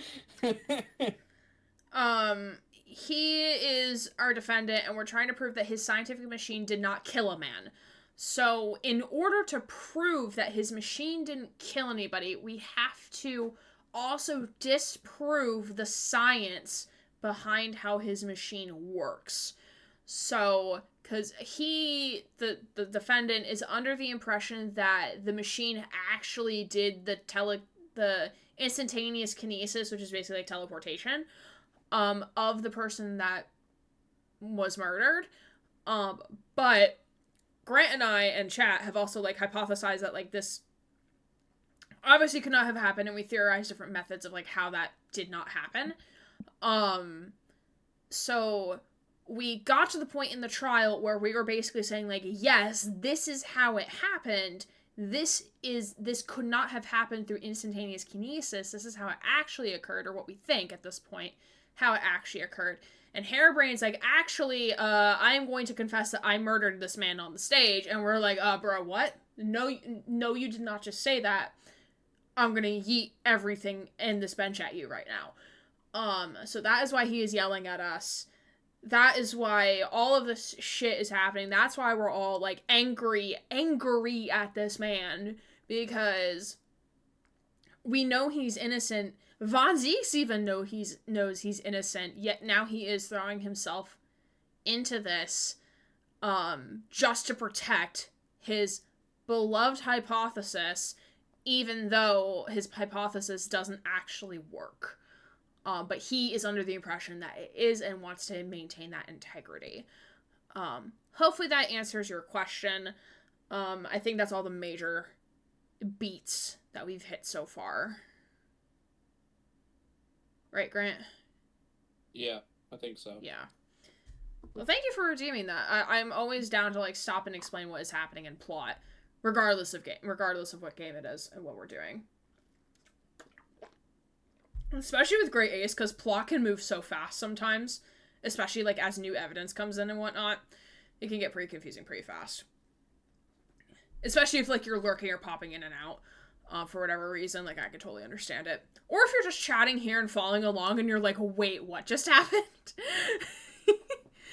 Can we just leave him to the fate if he's so desperate to die for this entire hypothesis? And that's if he gets death penalty. He might just end up in prison for who God knows how long. Hi, Sammy. Welcome back. Happy to have you. If I was Von Zieks, I would pour the wine and then drink from the bottle. Bruno gets the glass, I get the bottle. And then passing another bottle to Bruno. Feel bad for Von Zieks being put on the spot like this. Yeah. Yeah, cause we know he knows that Harebrayne is innocent. He said it. Kind of. Alluded to it, at least. So, like, now he has to play bad cop and be like, well, okay, you're claiming you're guilty. Alright, we're gonna have to convict you now. This is fine. Here's to my learned opponent's friend. What? And his upcoming attempt to clarify the defense's position in the light of the accused. Yeah, you know, he feels bad. He's tossing you a bone. Yeah, he feels bad. He feels so bad. Oh, is he gonna ask us what we think is with the machine? Oh, I wonder. Upcoming attempt to clarify the defense's position in the light of the accused's confession. Oh, so he's giving us a chance to clarify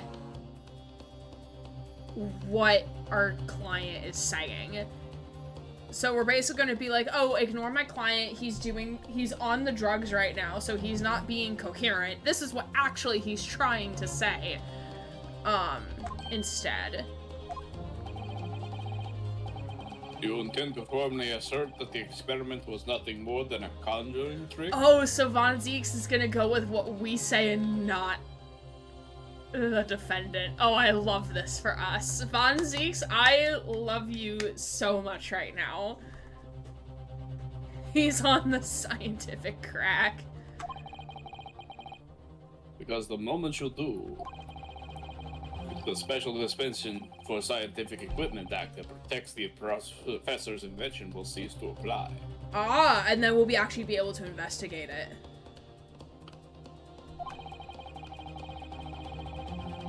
The prosecution will then demand a rigorous examination of the machinery involved in order to establish the truth. Well, we should do that regardless.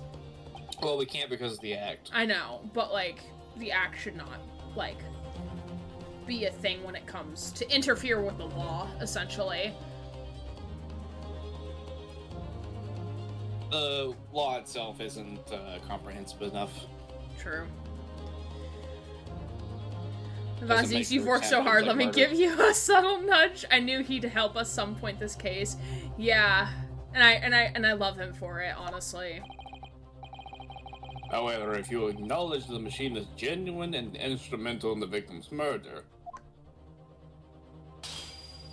Dude, you just wasted so much good wine any there, my chance guy. of the investigation will be crushed and the confidentiality of the professor's hypothesis is preserved. No way this is a choice. Basically, if we do, we'd have to admit that it's most likely caused death.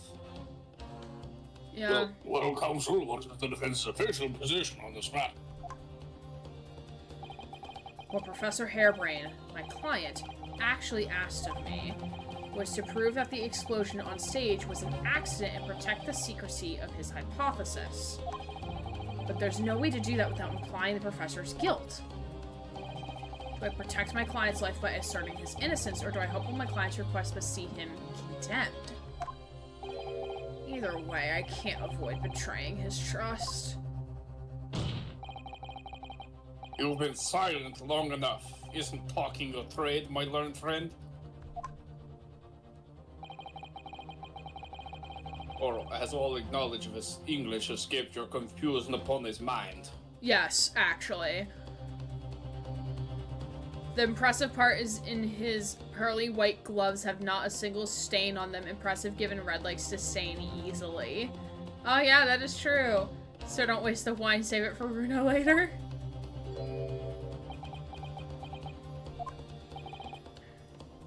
Mr. Naruhodo! Sir, you can't bitch right now. You literally put us into this fucking position. Fuck off. There's no escape here. I have to make a choice. Watch him just pass out on the ground. Yeah, he's That would having be a a very breakdown. He's not Phoenix okay. That would be a very Phoenix move to just pass out. But it's an impossible one. I have to give up on something. But what? The defense asserts that the defendant's instantaneous kinesis machine was in fact... Okay, so is there a right answer here? Does the guide say? No. So it's basically my choice as the player.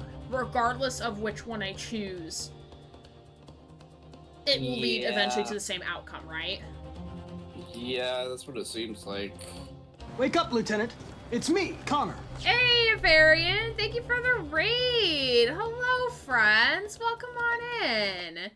The raiders have been raiding again. Yes, yes, yes! Hello, Quick, friends! man the boats. Hello, friends! Hi, Varian! Can we get a shout out for Varian? Thank you, mods! Thank you, thank you, thank you. Hello, if you're new here. Hi, my name is Erin Gray. I use they, she pronouns. I'm a queer rights streamer here on Twitch. Varian, what were you making tonight? Hello, Immersion Diversion. I love that name. I love that. Almost like alliteration, I think. I love that.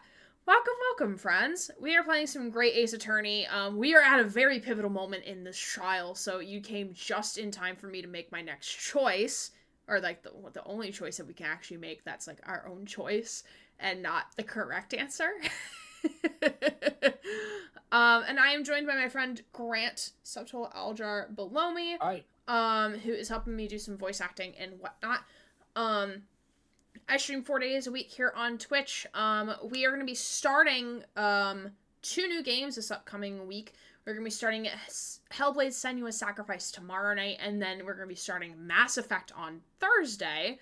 And then Monday right now is currently up in the air if we're going to be doing if we're going to return to Unravel or start Sunless Sea. I'm not sure yet what I'm going to do. And then Saturdays is for Great Ace Attorney. I was putting finish on a gaming table, and I made the first prototype of the Healing Heart Dice Healer item for Extra Life. Oh, that's so cool! I love that. I love our crafty streamers, because crafting, people who like do crafty things, like I do crafty things, but not like to that attempt of crafty things where like I'm putting finishes on tables and like making things. It's just really cool. So if you're not following a variant and you like watching someone go through like a creative process or like watch someone make shit, go follow a variant. They're really chill. Ace Attorney is amazing. Love Phoenix Wright. Yeah, we did play the first 2 Ace Attorney games within the first trilogy. And then we started this game. We took a year-long hiatus, and then we've recently come back to it. The next one on the docket, sometime after we finish this one, is going to be Phoenix Wright versus Professor Layton, because I've played it, but Grant has not, and I need him to experience it. Yeah. I need him to experience it, because it's such a good game, and it blends my love for Phoenix Wright with what introduced me to Phoenix Wright. So, yes, happy to have you all. I'm an open book, so if you have any questions for me about, like, what we do on the channel or about me, I am an open book. If Rockfo... A body has been discovered! I don't know what words are. Immersion Diversion, thank you for the follow. Welcome to the channel, friend. You get a complimentary squeak on the house, because I very much forget to do these when people follow the channel. You get a complimentary squeaky from Squeakums, because we're the rats. So, ready? Welcome, friend. Thank you for the follow. Welcome, welcome. There's snacks in the kitchen. I actually don't remember what snacks I have. I go grocery shopping tomorrow morning. We got plenty of cuddle buddies behind me. And I did have a candle lit, but the candle went out. It went out about like an hour ago. I was wondering why my room was starting to smell smoky, and then like I looked over and the candle burnt out, and I was like, oh, that's why. But Avarian and Raiders, if you need to go take care of yourself, please do so once the message actually shows up into a chat. There it is. Please go take care of yourself, because that is very important to do so. So Avarian, if you need to step away, de-stream a little bit, go do that, my friend. And Raiders, if you need to also de-stream as well, please take care of yourself, because that's also important. We shall be here, probably for at least another hour, maybe a little longer. But yeah, thank you all for being here. Much appreciated, friends. But yes, so we love Ace Attorney. We are, like I said, we are at a major crosshair choice right now. I'm actually gonna go back and save the game. I'm gonna save the game at this juncture, just so I can go back to it at some point.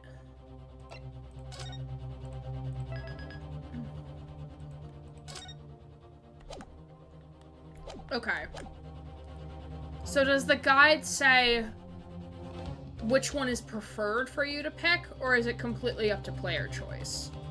And given the choice, choose to assert Mr. Harebrayne's experiment was blah and blah. It makes a little difference as you are about to lose this case in frustration. Oh, so we can choose either one. Yeah. I'm gonna go for Conjuring Trick. It goes on to a bit more, but I don't want to spoil anything. Based on what you know for reading ahead, is there a specific option you would recommend me choose? I mean, honestly, I think the best choice is always to go with the truth, because generally the best way and the big sort of like overall lesson about these cases has always been to pursue the truth. So Conjuring Trick. I think the best thing to do is, I mean, it's supposed to be both for in-game and in real life, which I think is kind of, a good idea, is pursuing the truth. True, yeah. Being honest, pursuing the truth, doing your best to have everyone know all their options before making that decision and whatnot. Yeah. Okay, we'll say Conjuring Trick. Alright.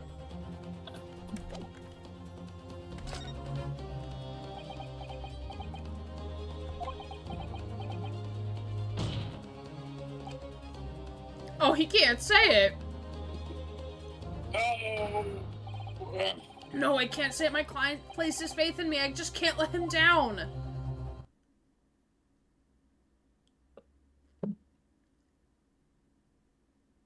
Oh, is this supposed to be Sasato, like, speaking to him through, like, the fourth dimension? Maybe. What must I give up on is not the question you have to ask for yourself here. It's, what can I protect? It is Sasato! When did she get here? I'm assuming he's now in a hallucinogenic state right now and is, like, dreaming this passed out on the floor. That is my headcanon for what is happening right now. He's suffering from rabies. Yes. Hello again, Mr. Naruhodo. It's been far too long. Sasato-san! But what are you— Hiya! We were supposed to do that on Harebrayne! You were supposed to do that on Harebrayne, not us. My first Sasato takedown in 6 months. This is him passing out on the ground. Like I said, I believe this is full fever state right now. His brain is trying to comprehend his death. There'll be time to talk later, Mr. Naruhodo. For now, we must concentrate on the task at hand. Which is working out not what I have to give up on, but what I can protect. Von Zieks, recover this man with wine, please. Professor Harebrayne. Yes?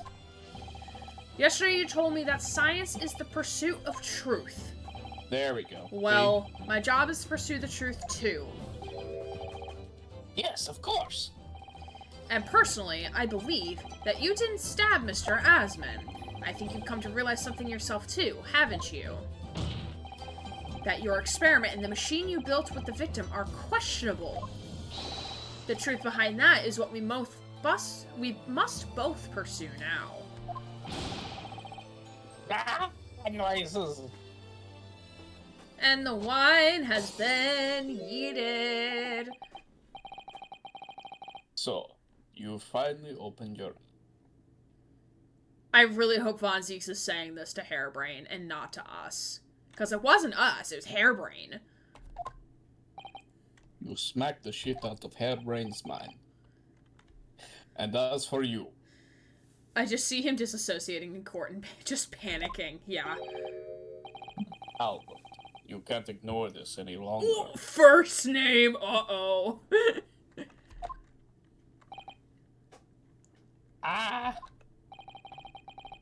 having heard my learned friend's assertion, don't you have something to say? I lied on the stand because I'm a fool. Marek! Lord Von Zeeks. Oh god, she's actually real. Yes. I thought she was fake. Nope. When the fuck did she... Okay, I know she said ask questions later. Gosh, I never heard him speak that way before.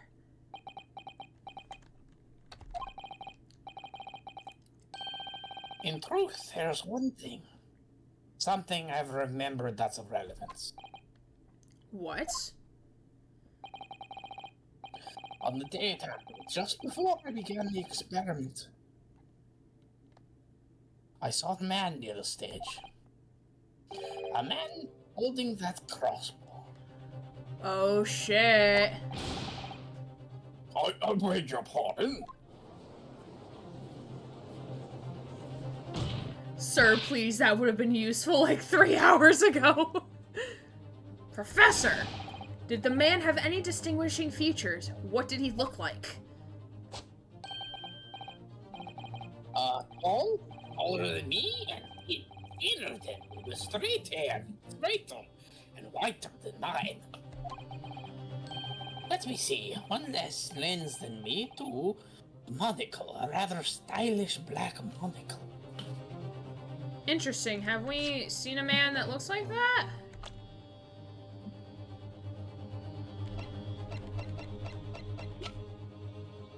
At least not in our court record, no. Can't really think of anyone that has a monocle. Yeah. But one thing in particular that will help to positively identify the man you see. I know him very well. Is it the engineer? It's Horlock Sholmes. After all, It was the he's the engineer! engineer who built my invention. Of course it was. Of I course. told you we need to talk to the engineer. Yup. Yup. Yup. And you hid this because he's a fool. What? He built the machine, so he knew it was going to be a magician's trick, so he was there to make sure the magician's trick would work. Can you eat him next? That's right. Mr. Assman introduced me a year ago. He's a man by the name of Enoch Drib. Uh-oh. They know him. Trevor? Does his name mean something? Members of the jury seem flustered. Not a name any scientist wishes to hear. The man's an abomination. Is he like a Hunchback of Notre Dame kind of thing? Like, what's happening here? Not a man any conjurer wishes to hear either. Who on earth is he? I'm afraid this isn't the first tale of his nature I've heard in scientific circles in connection with that name. Okay, Judge. There's talk of other flamboyant experiments that turn out to be nothing but stage trickery in the end. Yup, that's that's what we called. That's what we called from the very beginning, I think. That's what science is, right? No? Okay. Obviously, the rascals after the government's research grant money. Then when magicians are in need of money, I've heard of them resorting to these underhanded tactics. Some acquaintances of mine with experience of such things have mentioned Enoch Dreber's name before. The man is both an engineer and a magician. Yes, we're dealing with an unparalleled, confident trickster here. Oh, jeez. That's Enoch Dreber for you as I drink my immortal potion. He's drinking his own homebrew wine.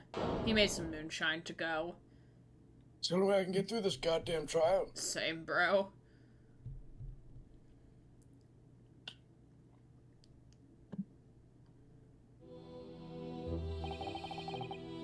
So it's true then. My invention, my great machine. It was just a grand illusion. Considering what we just heard about Mr. Drebber's character, I'm sorry to say that sounds increasingly likely. Even though no one else believed it, I wanted to. I wanted to believe that machine would function exactly as my hypothesis predicted. Which is why you were so opposed to it being investigated, I presume. I knew that if the machine was examined in detail, its construction would give away my hypothesis. Obviously, I didn't want that to happen. But at the same time, I knew that if it were found to be nothing more than a trick, then a work of deception, then everything I worked towards, all my research, all my dreams, my whole life would be over. Harebrayne, you are very young. You have many a year. Yeah, you have many a year. Many a year to have many a thing happen, my friend. Yeah, exactly. I understand, probably just like many other people, how it sometimes feels like it's all over, like the game is up, life is as we see it is over, but it's very fortunately not. Mm-hmm. I was terrified at the prospect. I understand, Miss Harebrayne. Mm-hmm. Fear and anxiety gets the best of us, man. Mm-hmm. It's a very strong motivator. It is. So you really had no idea then, did you? About the true nature of the machine that was built. And the true nature of Mr. Drebber. I never questioned anything. I didn't want to question it. So now it's going to turn into like, okay, we know the machine is fake. We know Harebrayne didn't do it. But what actually happened and who did it? That's a good question. So that's going to be like the next phase of this. Because now like, we've essentially cleared his name. But it's now like, okay, so like, what actually happened? What actually transpired? Who was behind this? If it wasn't Harebrayne.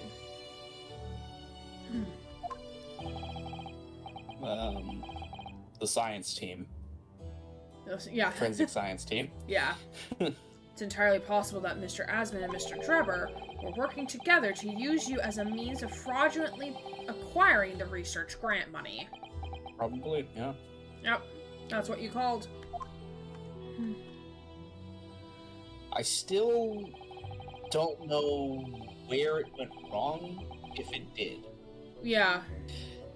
When I announced my invention to the crowds that day, it was the finest moment of my career. I think if it was unintentional, it's because here's the two things I'm thinking here. Either it was intentional, in which case I think the forensic team has something to do with it, which means the Lord Governor, or whatever his name is, does. Or it doesn't. It wasn't part of his plan. He actually died, and what went wrong? Yeah. I still think that this is just a big elaborate move for Asman to slip away. Yeah. Possible. He trying to escape the Bailey of the Reaper. That's, yeah. Bailey of the Reaper. The Reaper of the Bailey? Yeah. Reaper of the Bailey. Bailey of the Reaper. That's his abode. That's where he lives. Just falls into the moat around the Reaper. Yeah. Yeah, I think this is just an elaborate scheme, like, not only to pocket some of the money, because if it pulls off as a success, then... Well, no, because he would have to go into this knowing that, like, okay, people are going to assume you're dead, but, like, they're still using him in the It might have been a end. way that he was able to convince Drebber to help him, though. Because Drebber would have wanted it for the money. Well, Asman is a very lucrative dude. Like, he could probably pop back up under a different name and continue doing business as normal. Like, he'd probably bottom out. Be like, hey, I will pay you twice of what the money that they'll be giving for the research grant if you help me do this. I mean, maybe. I still think that Drebber would want to do it for the grant money. True. We'll have to see. That would be just enough. Yeah. Even if he did pay him more later. Alright. I pulled all the levers and turned all the dials in exactly the way Trevor had described. When the smoke suddenly started billowing out, I panicked. I didn't know what was happening.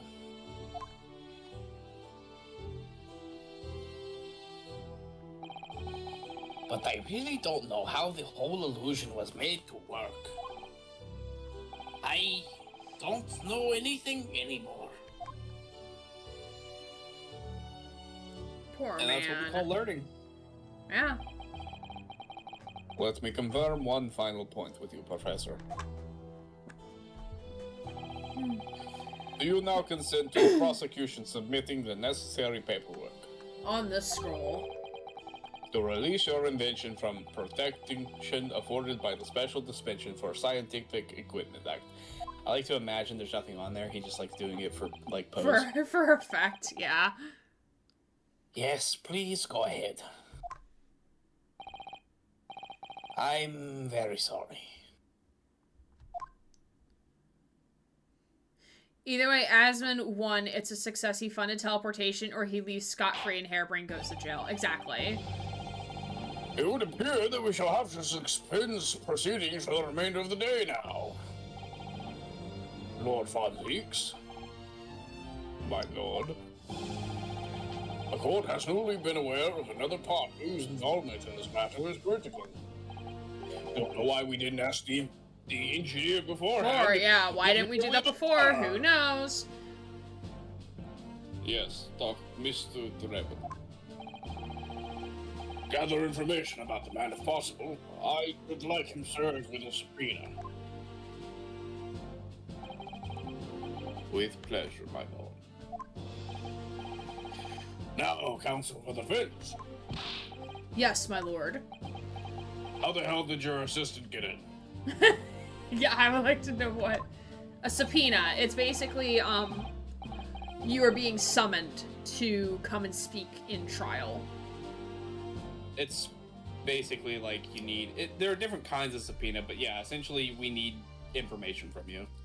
Yeah, because, like, in a modern trial, in a legit trial in today's times, they will subpoena witnesses, on either side. So, like, prosecution, defense can subpoena witnesses, to testify on their behalf. So, you can also do the same with companies as well. Yes. So, they will basically summon them, give them, like a document saying, like, hey, we hereby would like to request that you be in court to testify on our behalf, of either against or for the client type of thing. Yeah. Basically, we would like any and all information in regards to blah, blah, blah, blah, blah, blah, blah. Yeah, and then most likely end up testifying as well. Or representatives to testify as well. Yeah, because, like forensic companies or, like, an expert witness. So, like, someone who can, like, expertly look at the data and interpret it for the jury. Those would be expert testimonies. So if you have, like the trial that most comes to mind is the Murdaugh case, the Murdaugh murder case. That is actually still ongoing because there's now a call for possibly a new trial for that, unfortunately. But they had cell phone data about, like, the cell phone orientation and when the lock screen was lit up versus not, the phone's orientation, what was done on the phone. So, like, they needed an expert witness, someone who works with this forensic or this type of technology, to come in and interpret the data that was received by the investigators to the jury. Because it's not common knowledge. Like, common knowledge is that the sky is blue, but common knowledge is not like, oh, like, when your phone orients a certain way, it tracks in your phone. So it's interesting stuff. Anyway, I digress. We shall reconvene. I shall be looking for one thing and one thing alone. Evidence that the defendant is innocent of the crime for which he presently stands accused. I understand. Good. In that case, this court is adjourned until tomorrow morning. No, thank you for explaining. I learned something. I love it when y'all ask questions like this that relate to the game. And I can, like, give, like, a nugget of knowledge that I learned from, like, watching, like, a gajillion YouTube videos on the subject. This is what happens when I watch law and crime videos all the time. Alright, 23rd of October, 1:36 p.m. in the Old Bailey Defendant's Antechamber, and we still do not have lunch. This is sad. And he is mega sad boy. Mr. Naruhodo. I swear to God, if you come at me, I'm gonna cut you. We have a Sasato. Do not test. Do not test us. We have a Sasato on our hand with us now. Yes? I'm so sorry. I was wrong, you were right. I tricked you, you trusted me, I dragged you into my mess. Okay, he apologized. Everything's fine now. The happy ending. Yeah, really? Oh, how did it ever come to this? I'm so sorry. Did you really have no idea, Professor? About what Mr. Trevor was really up to, I mean? About what he was really constructing? Naturally. That machine was the embodiment of my hypothesis of all my hopes and dreams. I have complete faith in it. Alright, in that case, I won't say any more. Now, sadly, the murder accusation against you still stands. So we must do as much investigation as we can before the trial resumes tomorrow. Yeah, are we gonna retract that statement he made about the confession? Did we? Because that could still be used against him. Yeah, I think, like, us debunking that, like, him confessing, like, you know what, actually, like, I confess that, like, it's probably a sham. But, like, the judge still wants, like, some proof of, like, he's actually innocent. I mean, about the accusation he said about stabbing him. Yeah, I think that's revoked now. Okay, good. Well, thank you for doing so much for me. Oh, Sasato, what are you doing here? Sasato. I'm really sus. Why are you here? I'm so sorry for arriving late this morning, Mr. Naruhodo. The Sasato Reinosuke ship at the moment is, like, really going strong at the moment in the scene. The what ship? The Sasato Reinosuke ship. Oh. I guess so. I'm not reading it like that, honestly. I'm just confused, why is she here? Arriving late? Didn't you receive my postcard? I wanted to let you know when I'd arrive. Postcard? What postcard? I hid it from you, Runo, so it'd be a surprise. You, Iris. Of course. When did she get here? When did the child get here?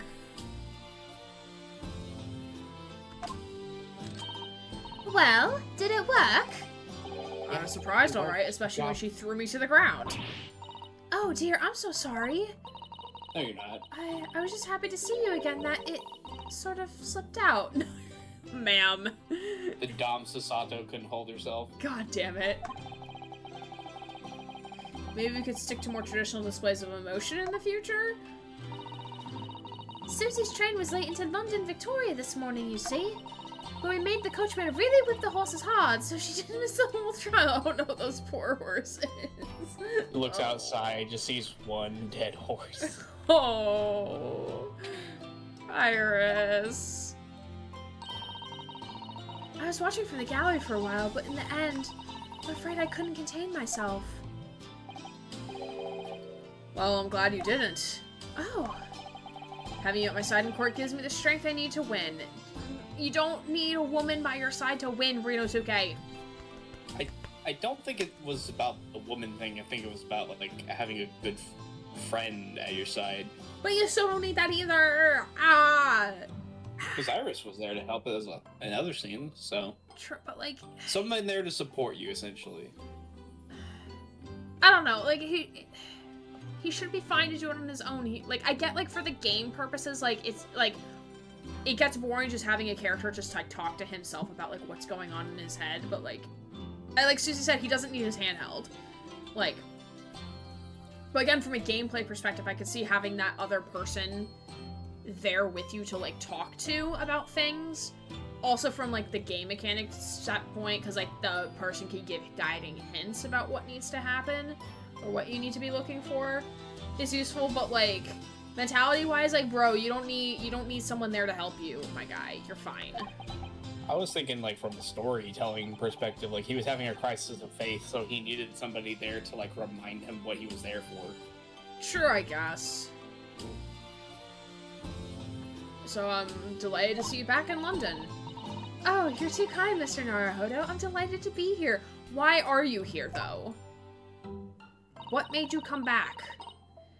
I hope I can continue to be of service to you. Of course. So, what's brought you back? You? Shame. I quite liked Von Zieks giving us help. Me too. Did Professor Mikotoba not protest? Let's save all that conversation for when we're back at home, shall we? No. You know, I made one of my most special blends ever for this special occasion. Oh, Iris, how wonderful. I can't wait. You know she's just gonna fangirl over seeing Sholmes after not seeing him for 6 months. If he's not still posing. Yes, if he's not still being a wax figure. Susato-san was back in London. Girl, we gotta investigate a crime scene. That too. It's hard to describe how happy that made me feel at the time, but despite my elation, our tale was about to take yet another extraordinary turn. To be continued? I mean, I'm pretty sure canonically they get together, so it doesn't surprise me. To be continued. To be continued. 3 years from now. Nah, not quite 3 years from now. But it'll feel like 3 years. It'll feel like 3 years. I'm down to keep going if you want to. I just need to take a 5-minute break. Sure, why not? How much longer would you be fine going for tonight? An hour and a half, maybe. Sure. Okay. We'll play it by ear. If I start feeling like I'm falling off or you're falling off, then we'll call it. But like, we'll take another break. Let me get us here. So we're gonna take another break, another 5-minute breaky. I'm gonna stand up and stretch and go to the bathroom most likely, and maybe get a refill on water. But we're gonna stream for about another hour or so, maybe a little longer depending on how into the investigation we get. And we'll call it a night. And then we'll do it next week. Yay! Cool beans. So don't forget to do your own self-care things, and we'll be back in 5 minutes to keep this story going, and we'll see you soon. Hello, friends. My upstairs neighbors are bowling balls, apparently, and running around causing a ruckus. So I'm sorry if you hear thumping at any point. How was our favorite person, Von Zieks, tonight? Von Zieks was being very helpful, Incog, and I'm glad to see you here. Hello, welcome. Happy to have you. Yeah, I did change the, authenticity of the stuff. Welcome to 189.16, the Stream, with me, your host, Forrest Nash. Yeah, because originally, like, you needed a phone number verification if you weren't following the channel. So that's why you were getting the error of not being able to do the things. But I did remove the phone number stuff, because we had, like, people who would come in and be, like, bots or, like, trolling. So, like, I turned it on, but, like, I want people to be able to chat without needing to follow the channel. It's specifically phone number verification that adds up. Yeah, exactly. So I changed it, so we're all good. Yeah, sometimes you just try things out and realize, like, some shit, like, it makes sense for the protection purposes, but, like, I want people to be able to freely chat in the channel before they follow, if they want to, without needing to have a phone number verifying that they're real. But I appreciate the follow, friend. Welcome, welcome. Happy to have you. But yeah, we are playing some Great Ace. We are now in the second investigation of trial number 3. to give you any context to what we're doing. Van Zeeks has been helpful. I love this game, honestly. Yeah, it's been a lot of fun. Grant and I have really been enjoying it. We took a year off from playing it, a year and a day exactly, from playing it, and I think that really helped my own morale of playing it. I feel like much more invigorated to play this game, which is good because it's a great game, and like we're finally getting into like some of the tragic backstory TM with Von Zeeks, which makes me really excited. I got Father's Day stuff to attend today/tomorrow, so I'm off to bed. Nighty night, Judge and Vampire Daddy, and the rest of you too, I guess. Good night, Yolf. Have a good rest of your evening, and have a good Father's Day today/tomorrow. I probably won't need context because I'll pretty much know where you are for the most part. That's fine. But you can always, like, we do have a redeem down below for 1 channel point for, like, the stop and explain. You can always ask questions regardless. Grant, are you good? Are you ready to go? Yep, I'm here. Perfect. All right. All right. I exist on this plane of existence. Perfect. So we're probably going to stream for about another hour. And then, yeah, kind of go from there. All right, 23rd of October, 2:41 p.m. Naruhodo's Legal Consultancy. I got way too invested in this a few months ago. Oh no, that's totally fair. Totally fair. Could you voice Ryunosuke for the time being? Sure. Okay. Oh, this room! It's been too long. It hasn't changed in the slightest, though. And it's been some 6 months, hasn't it? That's a long time for things to say so familiar. That's an easy way to put it. I didn't know you might return, and I wanted everything to be as you'd left. But it has been some 6 months, it's true. So is your father alright, Susie? What happened? My father? Yes, Professor Mikotoba. I mean, it was half a year ago, but that's why you went back to Japan. Because of the telegram you received saying he'd fallen ill with a very high fever for some unknown reason. That's right. So I was surprised to learn you'd be coming back so soon. Surprised but happy. I think I wrote about it in my letter to you. That was all a trick. My father is in fine health, and I'm obviously very relieved about that. Well, we're delighted to have you back. Are you not going to question why it's a trick, though? No. It was quite by accident that I've been able to return to Europe, actually. It's because of a very grand conference called the International Forensic Science Symposium. Oh, shit. The International Forensic Justice Symposium Lord Strongheart mentioned. Anyway, I've arrived safe and sound, and all that matters is that I'm here now. After all, I haven't... I'm looking for a safe and sound. Bum, ba-dum, bum, bum, bum, bum. After all, I haven't yet fulfilled my promise to you, Iris. Oh? You must tell us everything that happened while you were back in Japan. Yes, of course, I shall. And there's one other thing. Something you wrote in your letter that particularly grabbed my attention. About you-know-who. About Cosima. Oh, man. I know. I'll tell you all that I can. He's gay. Alright, let's go in order here. When I first arrived back in Japan, I really thought I'd never be allowed to return to Britain. But curiously, after that awful trial at the Supreme Court, Father's mood changed entirely. The awful trial. Oh, yes. For the murder of Jezebel Brett. Ooh! You dressed as a man then, didn't you, Susie?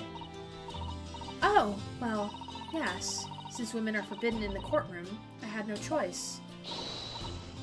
Wow, amazing! I'd wish I'd seen it, don't you, Bruno? Yes, I suppose. I want to play at being a lawyer now. I could wear a false mustache, maybe.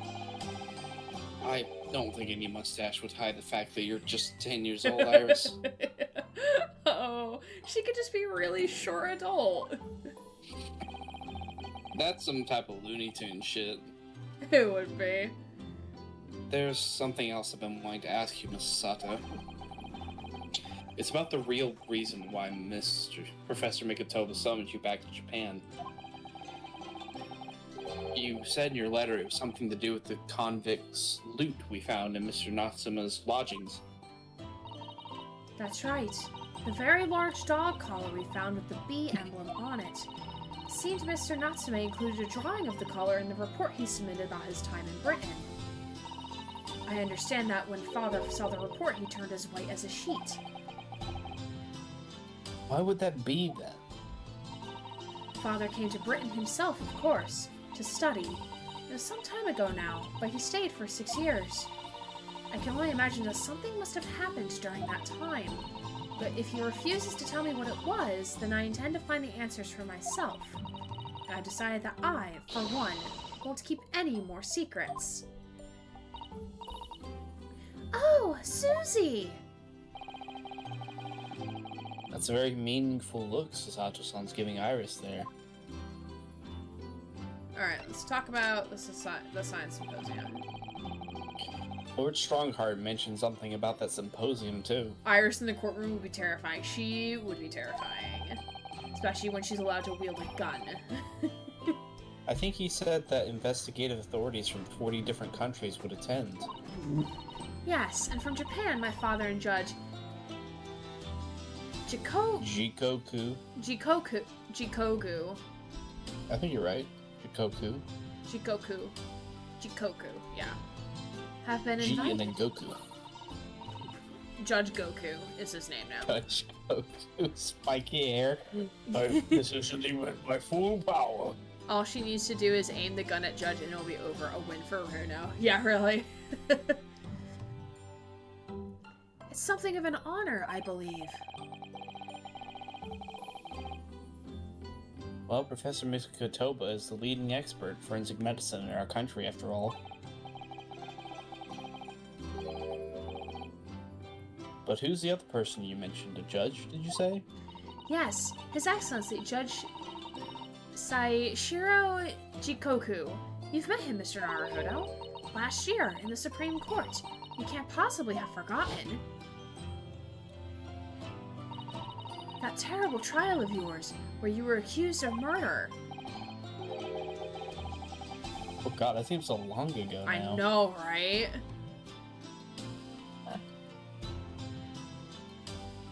Ah, yes. I try to think of that as a positive turning point in my life these days.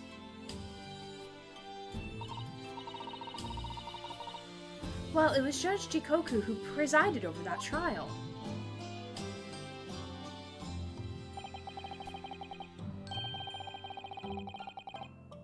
I'm perfectly honest. I'd be happy never to see that man's face again in my life. Fell. Oh, well, anyway, as Father was invited to the symposium, he agreed to me returning to Britain too. He won't actually arrive until next month, but, well, I couldn't wait. So I pleaded with him, and in the end he agreed me to going on ahead. Yes, about the symposium. It seems as though Lord Strongheart has put in an awful lot of work to make it happen. It's obviously very important. All she needs to do is aim the gun. Oh yeah, I already read that. Sorry. Naruhodo presents a claim. Von Zieks, I disagree. That simply cannot be correct. Iris points gun. You mind repeating that, Von Zieks? I didn't quite hear it all the way over there.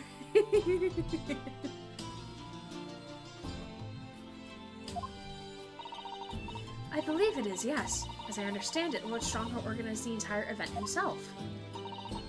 I think he's hoping that by achieving exceptional results, he'll get the job of Attorney General.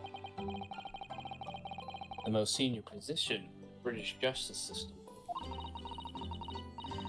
I couldn't bring myself to do voices for all these characters. My voice would have been finished. That's why I have Grant to help me with the voices, or else I would have been in the same exact boat as you, Incog. I like helping with voices.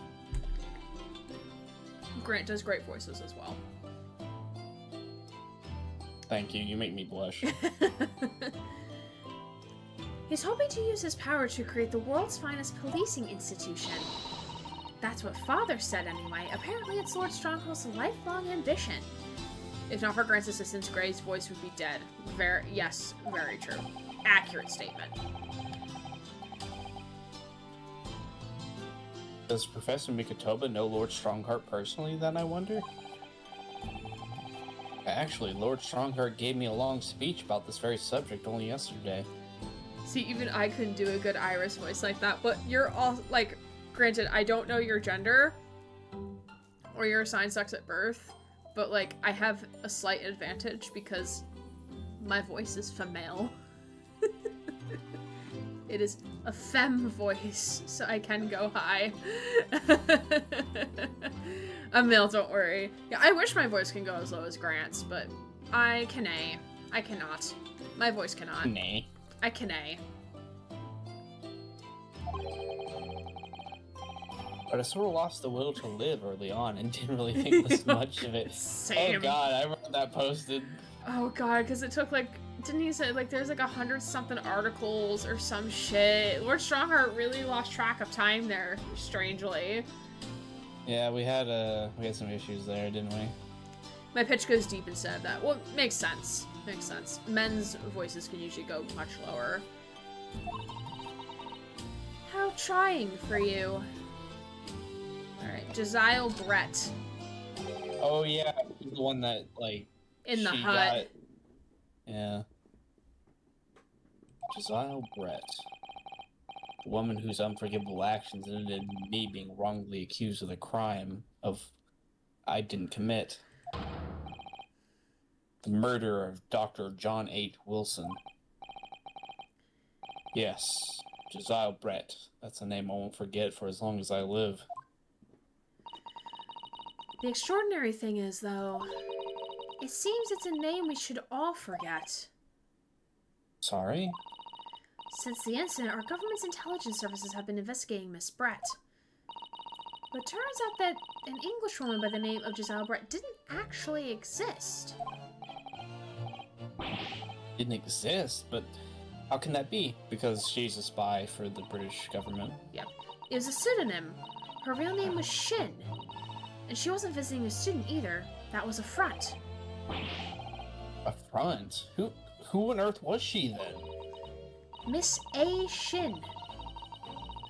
Her name is literally all our intelligence services have been able to ascertain about her.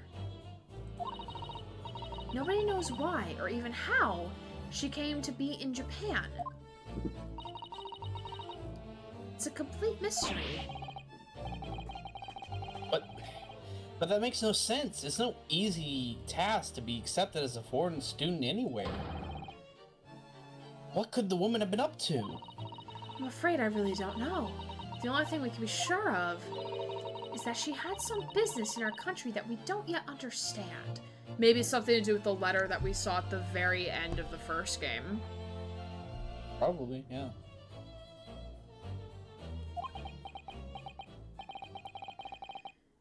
And now she's been killed.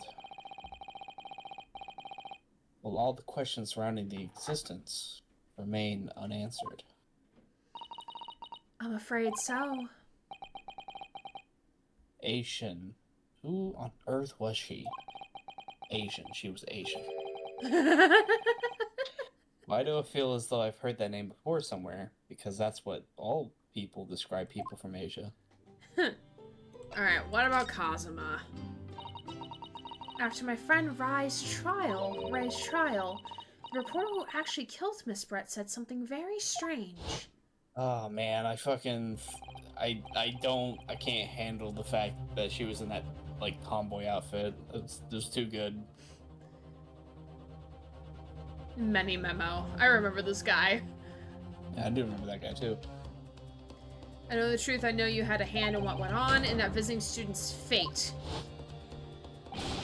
Nobody here in Japan knows anything about it. They don't know that guy ever made it to England, that he died on that steamship, and that he'll never... Obviously, I couldn't ask him to elaborate at the time.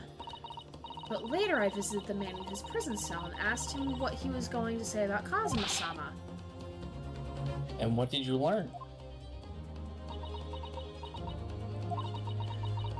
After he died on the voyage to Great Britain, his body should have been unladen at the port of Hong Kong and passed into the care of the consulate staff there. Should have been? Well, it turns out that his body never arrived. Because he's not dead. It just disappeared. Because he's not dead. Because he's not dead.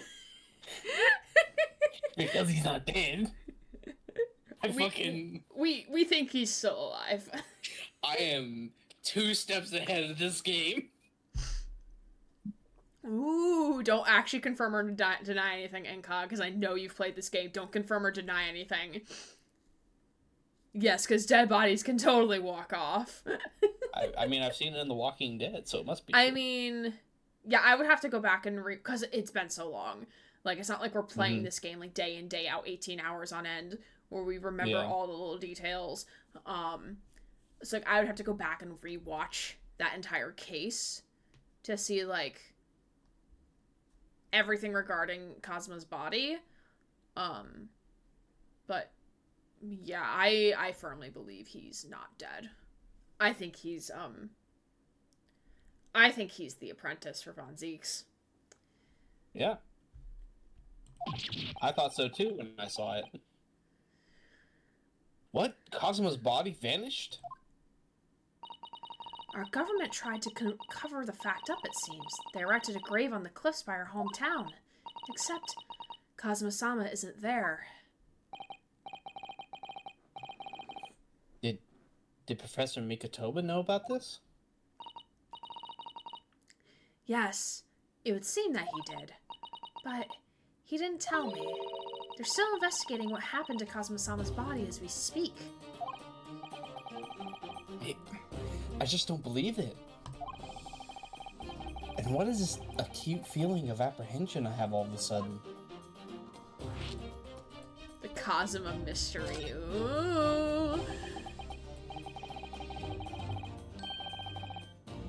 Thinking back now, some of the things that happened on the SS Bureau were definitely strange. Killed by being shoved over a cat on the steamship and broke his neck by my recollection.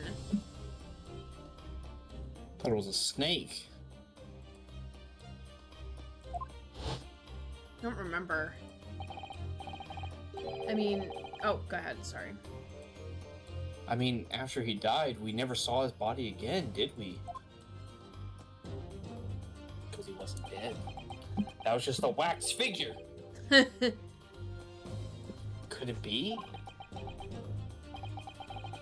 Could it be that he's actually still alive? Stop it, Mr. Naruto. It's too much to bear. I'm sorry, I didn't mean to... Just thinking about the possibility pains me so very much. It would have been so awkward if we got arrested for his death only to find out later that he was alive and been jailed for like 2 years. Yeah, really, that would have been Akko Taco. Cast your mind back for a moment, Mr. Naruhodo.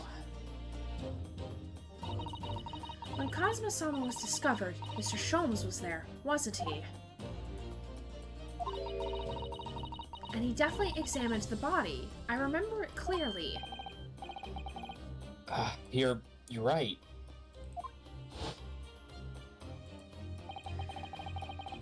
So if Kazuma hadn't actually been dead at all... Sholmes would know. And Sholmes fucking lied to us. Why you fucking lying? It would mean that Mr. Sholmes had lied to us. Why you always lying? He's too Which buff we for know you. he's done before. Yeah, because like I think we did postulate, like, because Sholmes was the one to check the body, so like if he wasn't dead, then Sholmes must have known, and it was his plan all along. It was the plan all along. For some reason.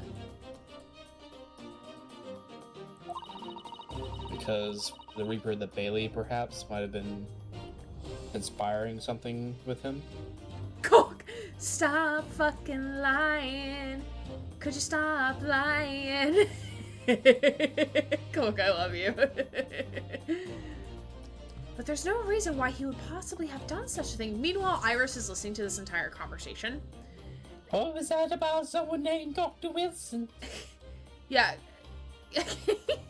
Yeah, really. Yeah. Yeah, she's listening to this entire conversation. In theory, she's listening to this conversation. So she's about to go, like, beat up Sholmes and be like, what the fuck are you hiding from us? Sholmes isn't a doctor, though. He's a doctor of sounding really smart to the people around him. Yes. Yes. But there's no reason why he possibly would have done such a thing. I suppose that's true, yes. Unless if he was asked by the government to do a specific thing for a specific reason. Sholmes, yep, he's dead. Sasato, are you sure? Sholmes, yep, dead. He's not moving. Kek's body. Look, Bruno, you can kick this Harley, you wouldn't move a muscle. She should have given Miss Sasato takedown. Yes. The idea that he might still be alive somewhere. It wants to fill me with hope, but I can't let it, because if it turned out not to be true, then I'd be back at the bottom of that awful pit of despair again. Oh, Sasato, come on. It's okay. It's okay, sweetie. Oh. Reno, you need to hug her. Please console the woman, please. A woman. The woman. She's a strong, independent woman. I'm terrified of what might do to me. Oh, Mrs. Sato. A woman. I know she's given the idea the thought it deserves. It's Sasato-san we're talking about after all. It's very sad when Sasato cries. Yeah, I like Sasato more than May. I said it. Maya, not May. Maya. Maya? Could I have some Maya, please? Waluigi man. Whammon. So I probably shouldn't push it now. Kisses her. Alright, but can we go do the investigating things that we need to go do? I need more shipping between these two. I personally don't, but that's just me. Alright. Oh, we can't move yet? We have to hand right. Oh god. Iris! She's just standing there awkwardly. What are you doing here? What are you doing here?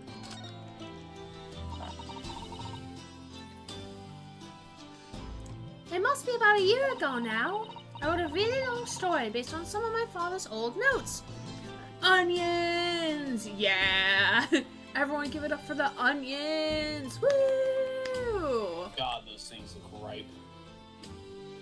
They look massive. The mushrooms mixed with onions. Ooh, that yes, I love that. She's just standing there, menacingly.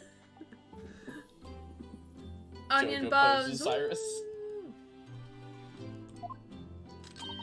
I would love to see a JoJo edit with Iris.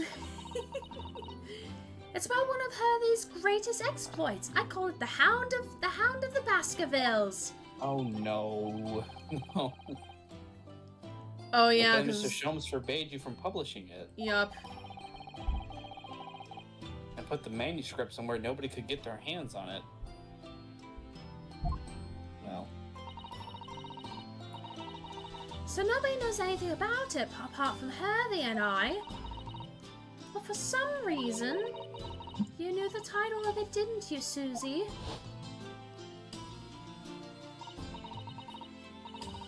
Sounds like saying the Hounds of Baskervilles. I should love to read it. Yeah, you're in the first game. Yep. You wouldn't tell me how you'd come to know it. She's very observant. Yes, but I made you a promise I would explain one day, didn't I? think it's time. It's time. You know what's funny? In that story of the Hounds of Baskerville, in a way, it kind of does have a bit of story about trust in it. Because in the story, essentially, Sherlock Holmes tasks our good friend Watson with investigating the crime scene because he's apparently too busy to do it. Later on, Watson sees a man lurking about and goes to investigate him, only to find out that it was Sholmes the whole time. Mm-hmm. And he gets very angry with Sholmes because he kept sending him letters, essentially, and being very dutiful about investigating, believing that he was sending this information to be useful to Sherlock, only to find out that he was here the whole time investigating himself, meaning that he felt like he was useless in the investigation. Mm-hmm. At the end of the day, Sherlock Holmes does apologize for that, but that he was indeed reading it. It wasn't actually going to the apartments, but it was going to him, and he was reading him. Mm-hmm. But that he wanted him for like a distraction, essentially. So in a way, there is a bit of story about trust in that one. Interesting. Interesting Sherlock Holmes story to reference. Yeah. Mm-hmm. I'm only sorry I had to keep it from you for so long, Iris. Oh no. Oh no.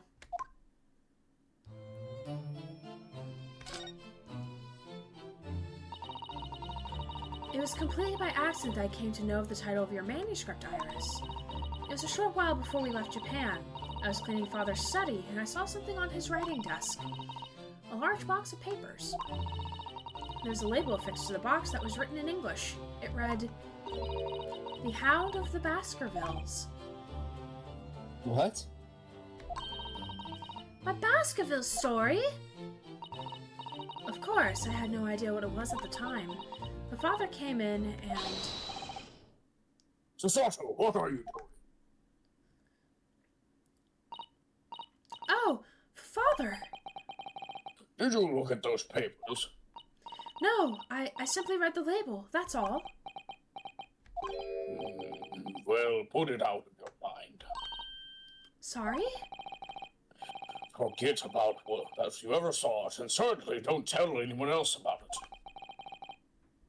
Do you understand?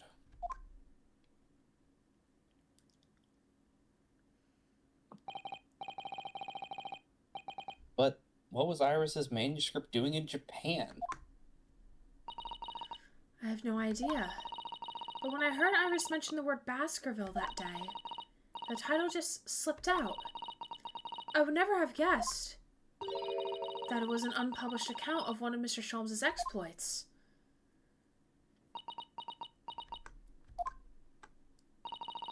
When I returned to Japan, I asked Father to explain, but he refused to answer any of my questions, and there was no sign of the big box in his office.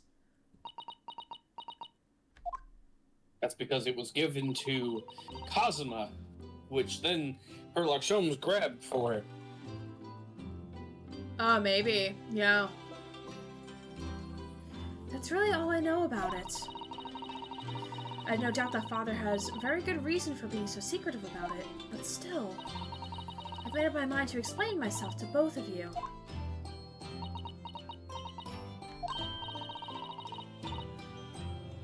Well, thank you for being so honest, Susie. So, Mr. Naruhodo, I'm ready to start investigating if you are. I've committed every detail about the case to memory. And Iris has told me about the disturbing happenings at the Waxwork Museum as well. Oh no. Commence the teasing about the ghosts in the waxworks. So you're fully abreast of the situation already. Mrs. Sato, I'd expected nothing less, to be honest. I would think our first port of call should be to investigate this Mr. Trevor, the engineer responsible for building the elaborate machine that was used to effect this extraordinary trick. Yes, a conjurer of sorts, by the sound of it, well known in the fields of science and magic. He abreast. Cock. Look, a child. Abreast.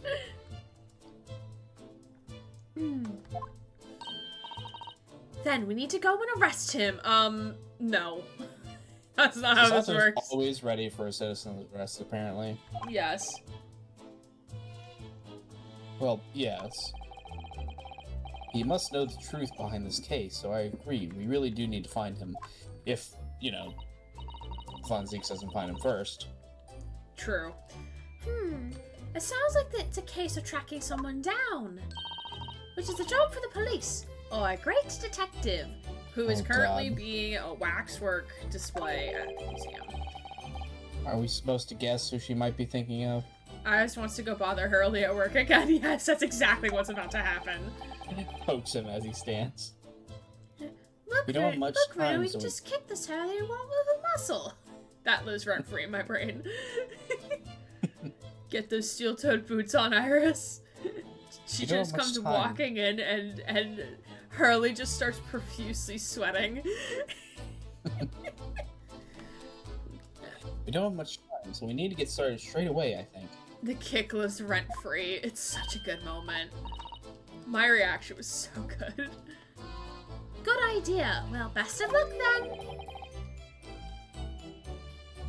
Oh, you're not coming today? I'm going to Brixton Road shortly for the herb market. But let me know later how it got on, won't you? A 10-year-old going to an herb market on her own? Okay, that's fine. That was a little abrupt. The pull of the herb market must be strong. Alright, let's move on out. Moving on up, moving on up, moving on. Oh no, I didn't mean to go to the Chief Justice's office. Oh, I guess we were supposed to come here anyway. Okay. Let's see here. Actually, we're supposed to go to the prison and then Lord Chief Justice, but okay. Well, we're kind of here. Oopsies. Right. Time for another Strongheart monologue.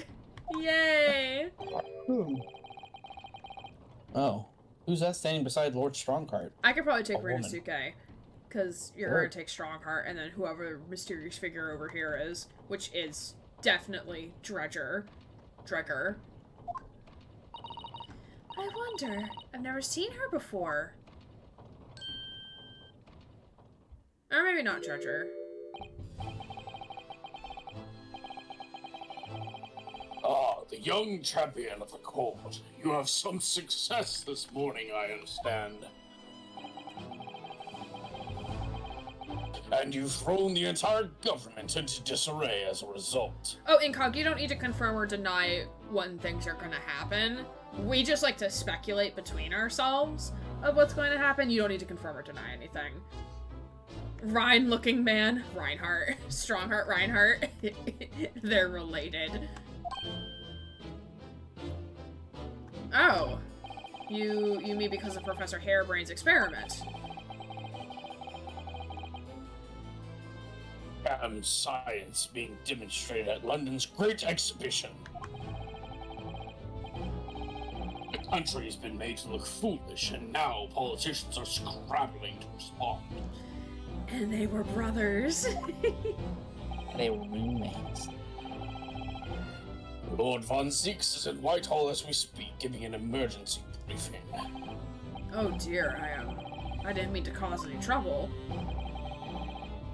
None of this is your responsibility.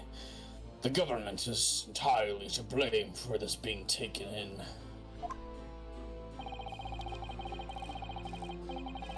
A special dispensation that prevents investigation at the scene will be annulled later today. Once that happens, my forensic investigation team will move in and deal with the scrap metal in no time. It's scrap metal now, is it? Until later then, Lord Strongheart. Yes, thank you. Who is this Moira looking ass? What is that hand animation? I wouldn't know, Coke. Hey, it's Moira. Glad we're on the same page. It's me, Moira. Moira Overwatch. She's got the Moira figure too, she does. Who was that? None of your fucking business. That was Dr. Courtney Seath, Scotland Yard's esteemed chief coroner. Wait, can we talk to the coroner? I want to talk to the coroner about the body. Please, pick me, raising my hands, I want to talk to the coroner. Please, I've been wanting to talk to the coroner since the body was discovered. Please, I beg. She's leading the forensic investigation team's handling of this case. Hi, Brendan. How are you? Good to see you. Yeah, so it was basically I had phone verification setting turned on, so I turned it off. Decision on my part, essentially. She was the coroner, and she just dipped because she knows that we're gonna go track her down at some point. You cannot run. She was just delivering her report about the victim, in fact. Gimme? Oh, I see, about Mr. Asman. Sorry, it has to be updated. Oh, God. At least it's not in the middle of court, though. Doing alright, just got done playing some Mario Kart. Nice! I hope it was fun. Coroner drops, says nothing and leaves. She's the nines of this game. Yes. Following the outcome of the trial earlier, I asked the coroner's office to reevaluate its finding. And they figured out that it's a wax doll. I don't have time to tell you what she concluded. If you want to know, you'll have to ask her directly. Do you not have the report? Can you just hand us the report to look at? I'm not helping you. I don't like you. Okay, I'm sorry. You should be. You can find her in the forensics laboratory. It was like I feel under the weather again. Like, come on, man. Aw, I'm sorry, Brendan. Just get some rest. Take care of yourself, my friend. Now, what were we about here to see me about? He's probably got another damn meeting to get to that he's like 10 days late for. I can give you 7 minutes and 39 seconds of my time. This room makes no sense. Giant atrium-looking space with pillars, but also a clock tower? Yes. Yes, Colk. Yes, indeed. He likes time. It's time. New tracks were fun. Played in a tournament earlier today, too. Oh, fun! Glad you got to do some of that. I got back into my achievement hunting run of Playtale Requiem. And I forgot how sad the game is. So he's not running quite so spectacularly late anymore. Cole, questioning like that is how we broke the space-time continuum last time. Okay, so should we go back to the prison and then come back and talk to him? Probably. Okay. Just to be safe. Sure. Okay, that's fine. In case there's anything that this thing is not telling me. Yeah, that's fair. Oh my god. He's gone full Einstein. Sir? He's reevaluating his hypothesis, okay. Who gave this man chalk? Who let him do this?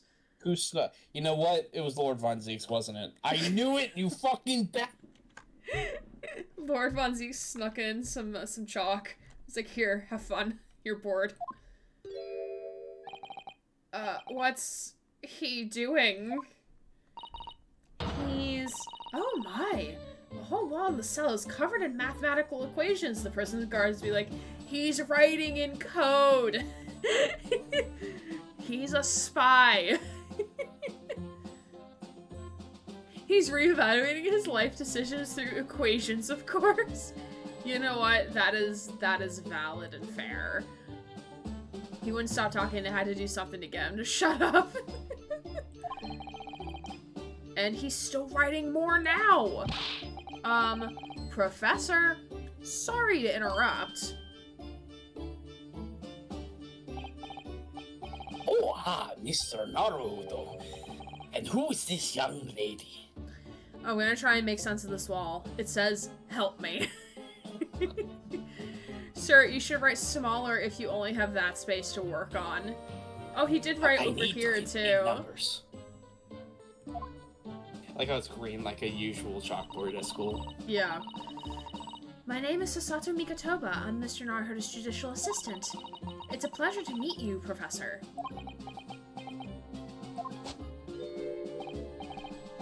Oh, if only I'd met a fine young lady like you sooner.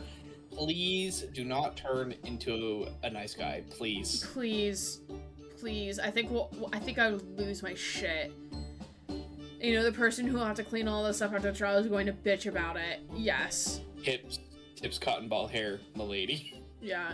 Wait, he's only been there for perhaps a few hours. How the hell has he done all that in all this time? I mean, Magic. you too can look smart if you write random large letters, and lowercase letters equaling other ones. None of this would have happened. What do you fucking mean? Okay.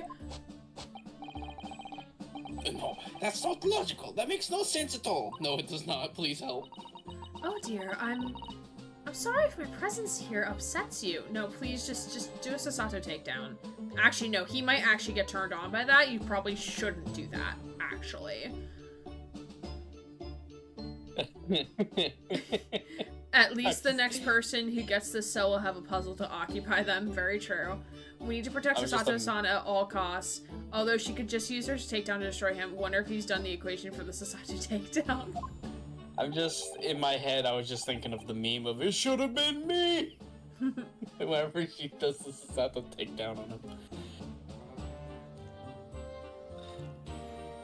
I owe you an apology too, Professor. I didn't manage to deliver what I promised you I would in court this morning. Oh, no. The whole thing, the whole miserable affair. It all happened because I'm such a complete and utter clot. I nearly choked and spat out my water because he called himself a clot. I don't even know why. That's not even that funny. I guess I just wasn't expecting that word.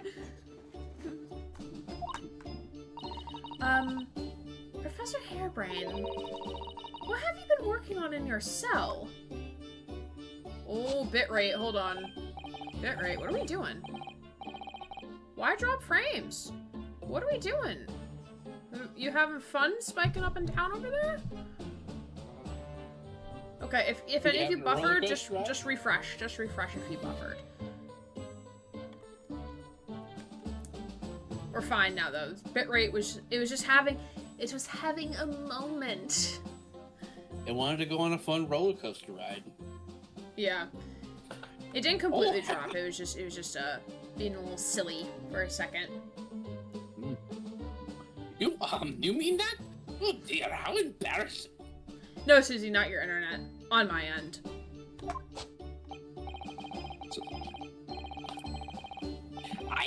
I was suddenly struck by an idea, you see, and I simply had to write it down. The wall was all I had to hand. But where'd you get the chalk, though? Oh, is this some new hypothesis?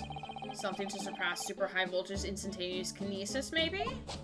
Something to surpass Metal Gear. No, actually, this is my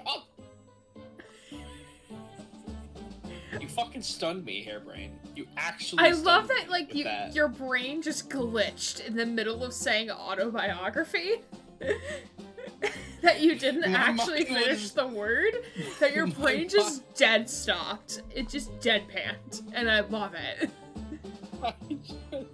I was just like, my brain like, read it. Nah, this ain't it. Because it fucking stunned me. And then I looked at the wall, and then I looked back at the word to make sure I read it right. Who writes an autobiography? This is my... No. Oh my god, fucking stunned me. Your autobiography. I think I took psychic damage there for a second. How I was diddled and fiddled by Albert Harebrayne. Oh, Jesus fuck. Grant fully buffered. The stream didn't buffer. Grant buffered is what happened. Who's diddling this guy? That is a title. If you want things to sell, I guess that is a way to put it. Yeah, you just gotta have some clickbait. This man's inventing clickbait before, like, internet's even a thing. Oh my god. All he needs is a circle around, like, the diddled and fiddled part. Yes. So what is that title? I found I can represent my odd fortunes with only odd numbers and an ambitious set of simultaneous equations. I don't know what to tell you, but from what I can see, I don't see any numbers behind you. I just see letters and Greek symbols and some lines and math symbols. That's it. There's no odd numbers back there, my dude.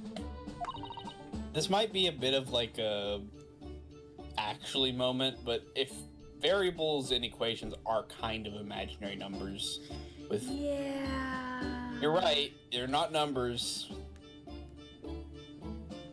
Really? Some physic out there is just like, actually... I'm going to have to pay back all the loans I took for the... You took loans? You took loans for that? I thought you had an investor. Where did the loans come from? Where did they go? Where did they come from, Cotton Eye Joe? How is every other sentence Harebrayne is saying, like, stunning me? Who is writing this bit? He's getting worse. I'm going to have to pay back all the loans I took for the kinesis machine, you see. Oh my god. It would have been fine if he had said, oh, I had to pay back the loans I took for my degree. Yeah. To do this. That would have made so much sense, because relatable content. But, like, you had an investor. Like, why were you taking loans? So he's a scientific Sholmes? I don't know. I gotta say, Grant's Harebrayne voice is even better than mine. I'm glad you're having a good time in Incognito. Yeah, I'm glad y'all are having a good it. time. If you're not already followed the channel, if you're enjoying the content you're receiving, please give a follow to the channel. It's very much appreciated and helpful for the brand. Oh my god. And feel free to invite your friends as well to enjoy in on these shenanigans. So it's going to be a new serial publication for next month, part 1 in Odd Birth and Upbringing. Science. I have made a rocket. Oh, Jesus Christ. In this day and century. You can't beat this man's optimism, that's for sure. How is there a rocket on his science thing whenever that wasn't even a concept at that point? Right? I know he's German, but come on. Drinking is dangerous when Harebrayne is on screen. Oh, I forgot to get the alcohol. He made a thing! Science trading cards? Harebrayne doing those moves was hilarious. Yes. Yes. For some reason, I thought it was Magic the Gathering, but with science. I trade you 3 Fs from your equation to play Rocket Mage. Oh my god, that would be hilarious. I see. Well, for now, would you mind if we talked a little more about the case? I don't know if I can handle much of Harebrayne. I don't know how much more I can take. Oh, yes, of course. I've been working through the numbers. I was diddled by the pair of them. I'm so done. With what you do between you and somebody else in your own free time is your business, but you probably shouldn't just be telling anybody that passes by that, man. I forgot to get the alcohol. Yo, same, mate. I don't even drink and I get alcohol for this guy. No, I want alcohol for myself. I have wine in the fridge, but it's too late. I shouldn't drink this late anyway. Also, we're gonna be wrapping up soon anyway. Sasato's dead ass eyes with a slight smile at the I've been diddled, I've been fiddled is something I did not think I'd see today, but the here I have. deadpan. By Osman and the Duluth engineered Draper. There is some fan art out there of that, and I wish I didn't know that. We're not going to have to sit through an explanation of all these equations, are we? Von Zieks, please share the wine with chat. No. That's why Von Zieks drinks all his wine during the trials. He needs it for the stupidity like this, but he doesn't actually drink it, though! He never drinks it. He just takes a whiff, crushes the glass in his hand, and then yeets the bottle over his shoulder. He never actually drinks it, though.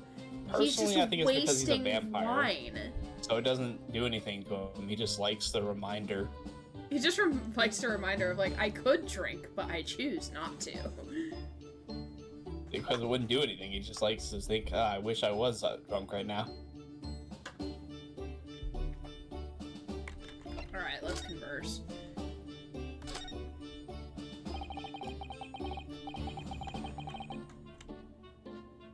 Everything I believed in has been turned on its head. My research, Mr. Asman, the kinesis machine, my hypothesis even. I'm sorry it's come to this. There was really no other way. No, it's not your fault. I wanted to protect my work.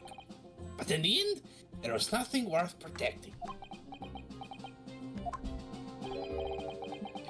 It was never my intention to deceive anyone.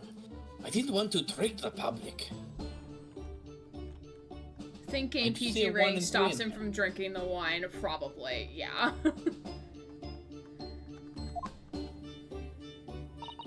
Is that really this line? Is if you drink wine, that makes it from PG to R? Is that or no, PG-13.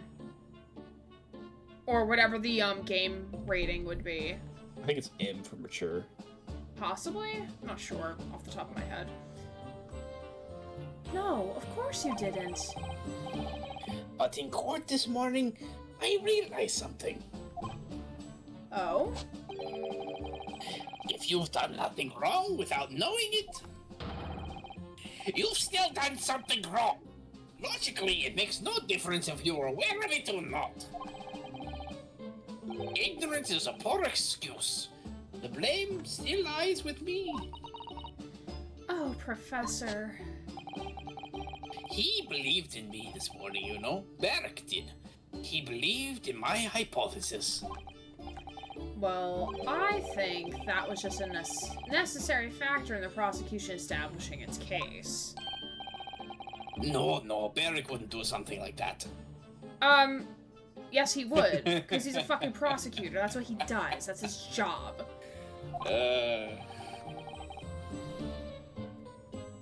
I'm sure he genuinely believed Alright, it. I just need him to come in stage right, or like, no, stage left. I need him to come in stage left, house right, to now talk to him, be like, no, I do not agree that your hypothesis is true.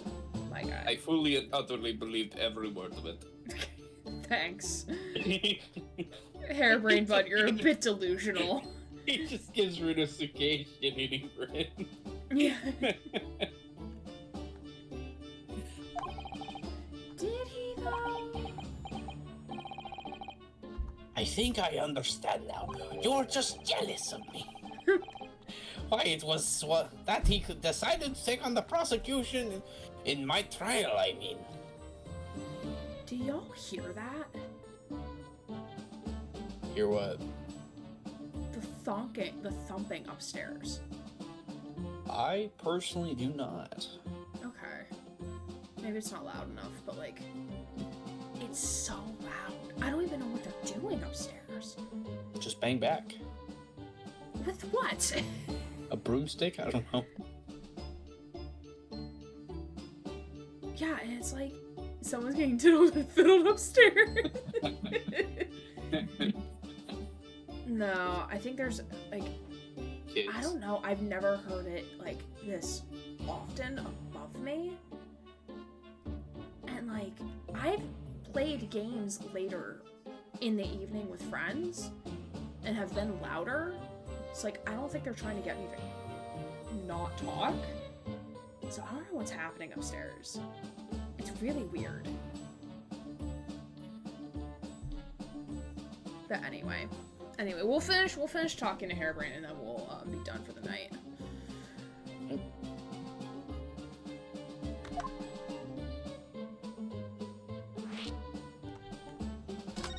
Alright, Vonzi's motivation. After the terrible accident happened, nobody would believe in my hypothesis anymore. Not the police, not the prosecution service, not any lawyers even. I feel like I dealt some kind of finishing blow there. So if any other prosecutor had taken the case, if it was anyone other than Barrick,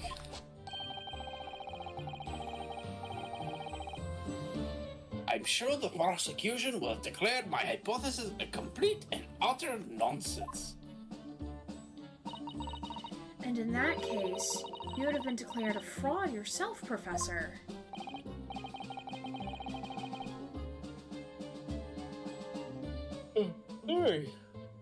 Exactly, which would have been a fate worse than death for me.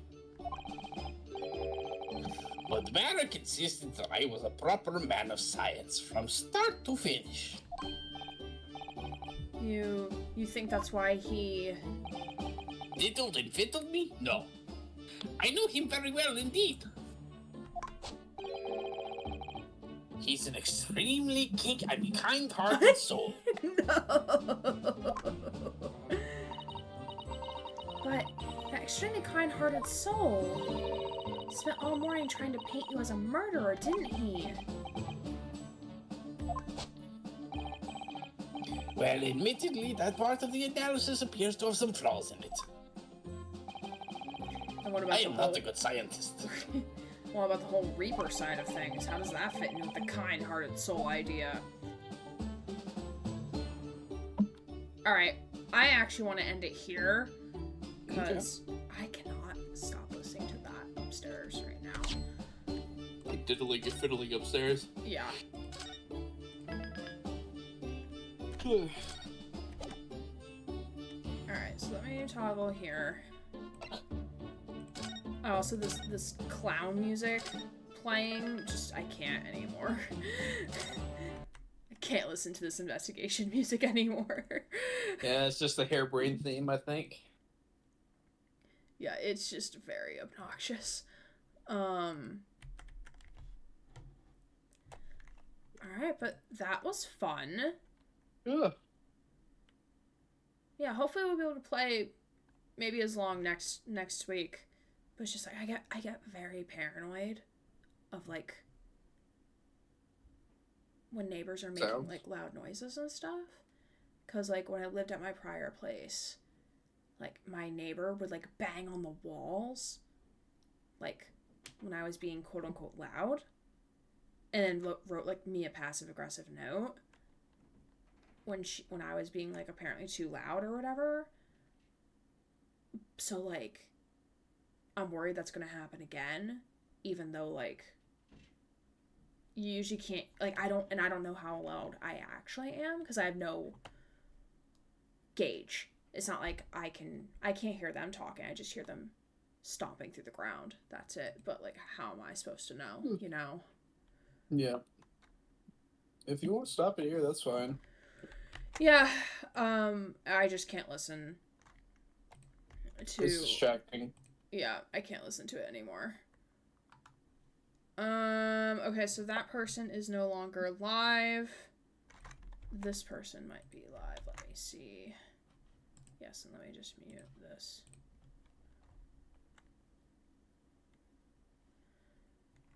Okay, what are you streaming? Oh, God, you scrolled too far.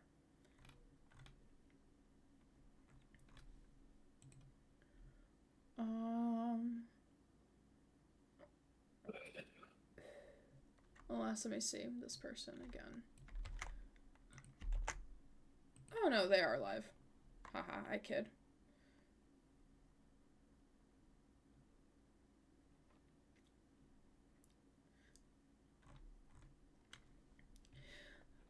Okay. Well, I appreciate your neighbor actually disappeared for months and then did a little Green Day song by returning when September ended. I think this is a different neighbor though. These people just moved in, so it's completely different people, actually.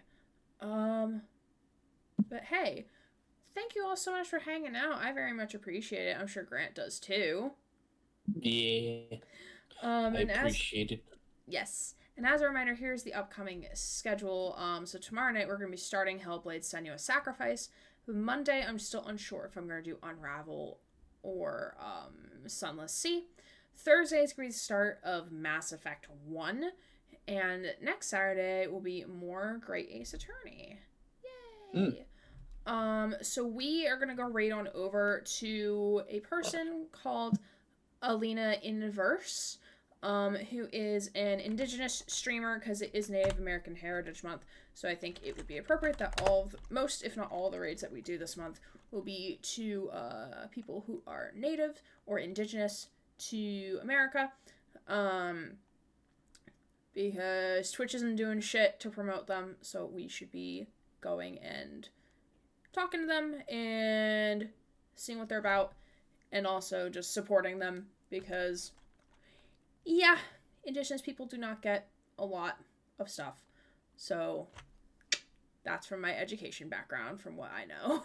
So we're gonna go right over to Alina Inverse. She is playing Dragon Quest VI-S, Echoes of an Elusive Age Definitive Edition. I have no idea what this game is, so we're gonna go find out together.